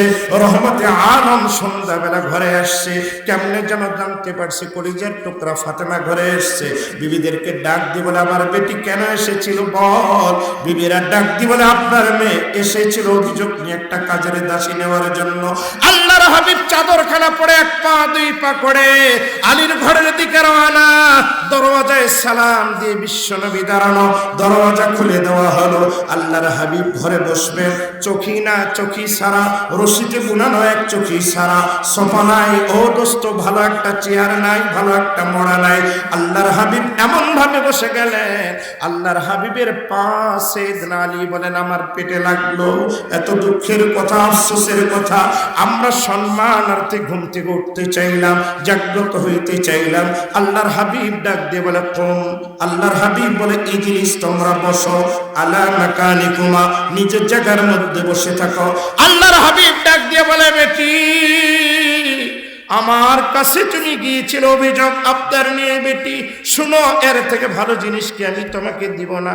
মেয়ে ডাক দিয়ে বলে, হ্যাঁ বাবা, আপনি এর থেকে ভালো কি তাহলে দেন, যেটা আমাদের সংসারে হেল্প করবে, আমার কাজে সহযোগিতা করবে। রহমতে আলম ডাক দিয়ে বলে, বেটি যখন তোমরা রাত্রে বেলা উঠে ঘুমাতে যাবে, 33 বার সুবহানাল্লাহ পড়বে, 33 বার আলহামদুলিল্লাহ পড়বে, আর 34 বার আল্লাহু আকবার পড়বে। এই 100 বারের আমল যদি করতে পারো বেটি, আমার খাদেম নেওয়া লাগবে না, ঘরে কাজের লোক লাগবে না, এই তাসবিহ পড়লেই কাজের লোকের কাজ হয়ে যাবে। আপনাদের কষ্ট হচ্ছে? আলোচনা কি এখনই শেষ করব? কি ব্যাপার, শুধু না আর না, আমি ঘড়ির দেখে 12টা, কারণ 12টা তো আমারও বাজলো, আপনাদেরও কিন্তু বাজাইছে আমি 12টা। এখন মা বোন যারা আছে, সবে মাত্র তো শুরু হয়েছে ওদের, ওরা তো বলবে হুজুর এখন ছাড়ে না। শোনেন, ছাড়বো না, সময় মতো ঠিকই ছাড়বে। আপনারা না ছাড়ে দিলে আমি ছাড়ে দিয়ে চলে যাব। কারণ আমি আবার ব্যতিক্রম, যখন আমার মনে চাবে চলন্ত গাড়ি হাইড্রোলিক ব্রেক দিয়া থামাই দিয়ে আমি বাসে যাবো, গাড়ির যা হয় হোক, কারণ এখন হাইড্রোলিক আসছে না, একটা টান মারলেই ধরেন যে গাড়ি ঘোড়ার মতো লাফে ওঠে। তো যেই গাড়িতে ডবল ডিস্ক, ওটা কিন্তু খুব সিরিয়াস, আবার চালাতেও মজা, ব্রেক করলে একবার গাড়ি দাঁড়িয়ে যায়। আমি কিন্তু সেই জিনিস একবারে ভূমিকা ছাড়া মাঝখানে ব্রেক করে দিয়ে দেবেন। কষ্ট তো আপনাদের হচ্ছে, এটা আমি জানি নিশ্চিত। তারপরে আপনারা বলতেছেন চলে, আমি তো চলবো, চলার জন্য আসছি, কারণ চলে চলে তুই যাচ্ছি। গত রাত্রে ভদ্রপুরে, ওখানে আমার রাত হয়েছে রাত 2:20। ওখান থেকে মাহফিল শেষ করে নওগাঁ গিয়েছিলাম। নওগাঁ থেকে সারাদিনে মিটিং করছি, ক্লাস করছি, জোরের নামাজ পড়াইছি, আসর পড়েছি, বাইরে হয়ে চলে আসছি। হিসাব করেন আমার তাহলে কয় ঘন্টা ঘুম হয়েছে? 2টা ঘন্টাও আমি ঘুমাতে পারিনি। আমি কিন্তু ঘুম নিয়ে চলছি, আর আপনারা ঘুম মারে ভালো মতো ঘুম পেরে আসছেন। এই জন্য আপনারা বলছেন যে চলেন, চলছি, প্রায় 2 ঘন্টা হয়ে গেছে, আর বেশিক্ষণ গাড়ি চালাবো না। এই অল্প কয়েকটা কথা, জরুরি কথা বলে আমি শেষ করব। বিরক্ত হচ্ছেন না তো? আপনাদেরও কষ্ট হচ্ছে আমি জানি, শেষ, আমি একবারে শেষের দিকে আসছি। শুধু কয়েকটা আমলের কথা বলে তো আমি বিদায় নেব। আমি বলতেছিলাম আব্দুল্লাহ বিন সালাম রাদিয়াল্লাহু তাআলা আনহু কালমা পড়ে মুসলমান হলেন।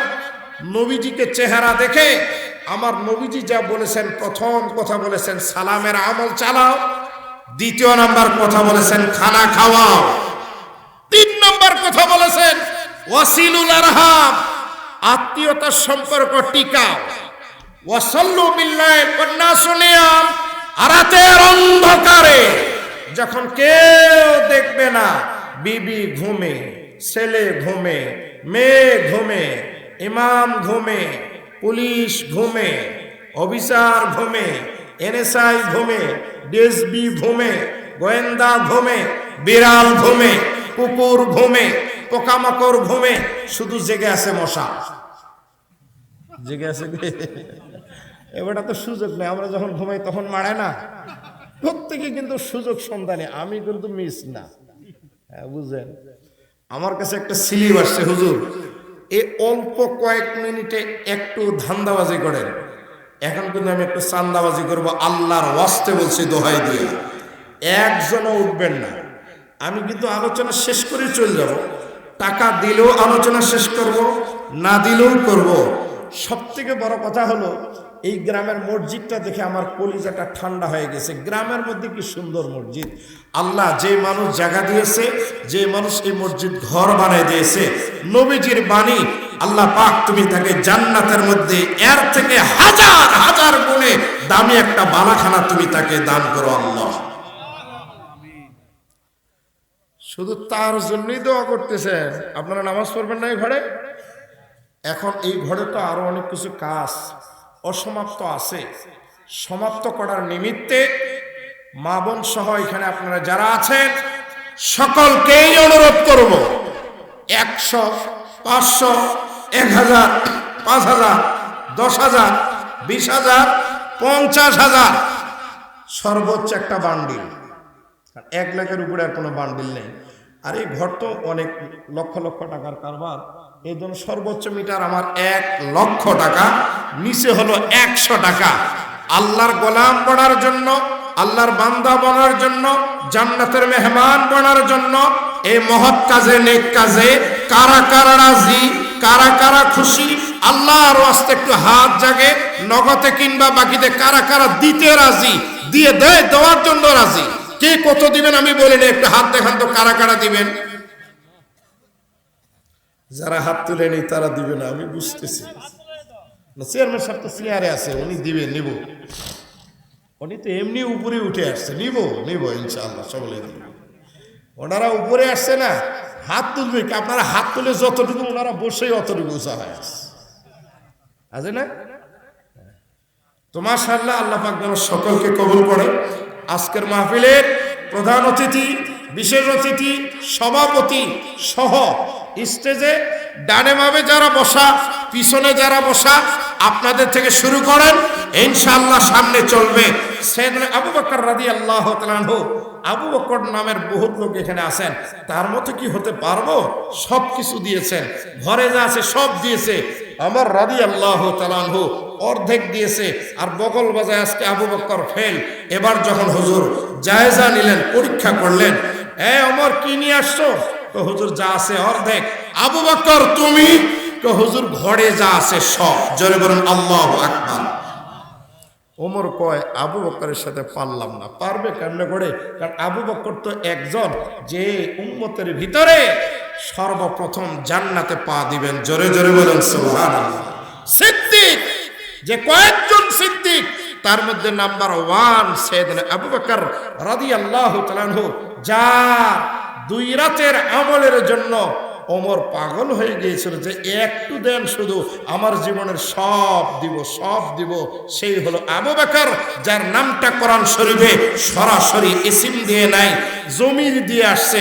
ইদ হুমা ফিল গার ইদ ইয়াকুলু লিসাহিবিহি লিসাহাবিহি লা তাহজান ইন্নাল্লাহা মা'ানা। সফর সঙ্গী আবু বকর, হিজরতে আবু বকর, পাশে আবু বকর। এ আবু বকর রাদিয়াল্লাহু তাআলা আনহু, কোরআনুল কারীমে 4 ভাবে দান করার কথা আছে, দিনে, রাতে, গোপনে, ওপেনে। সাইয়েদনা আবু বকরের 40,000 দিরহাম, উনি 10,000 দান করেছেন দিনে, 10,000 করেছেন রাতে, 10,000 প্রকাশ্যে, 10,000 গোপনে। জোরে জোরে বলেন সুবহানাল্লাহ।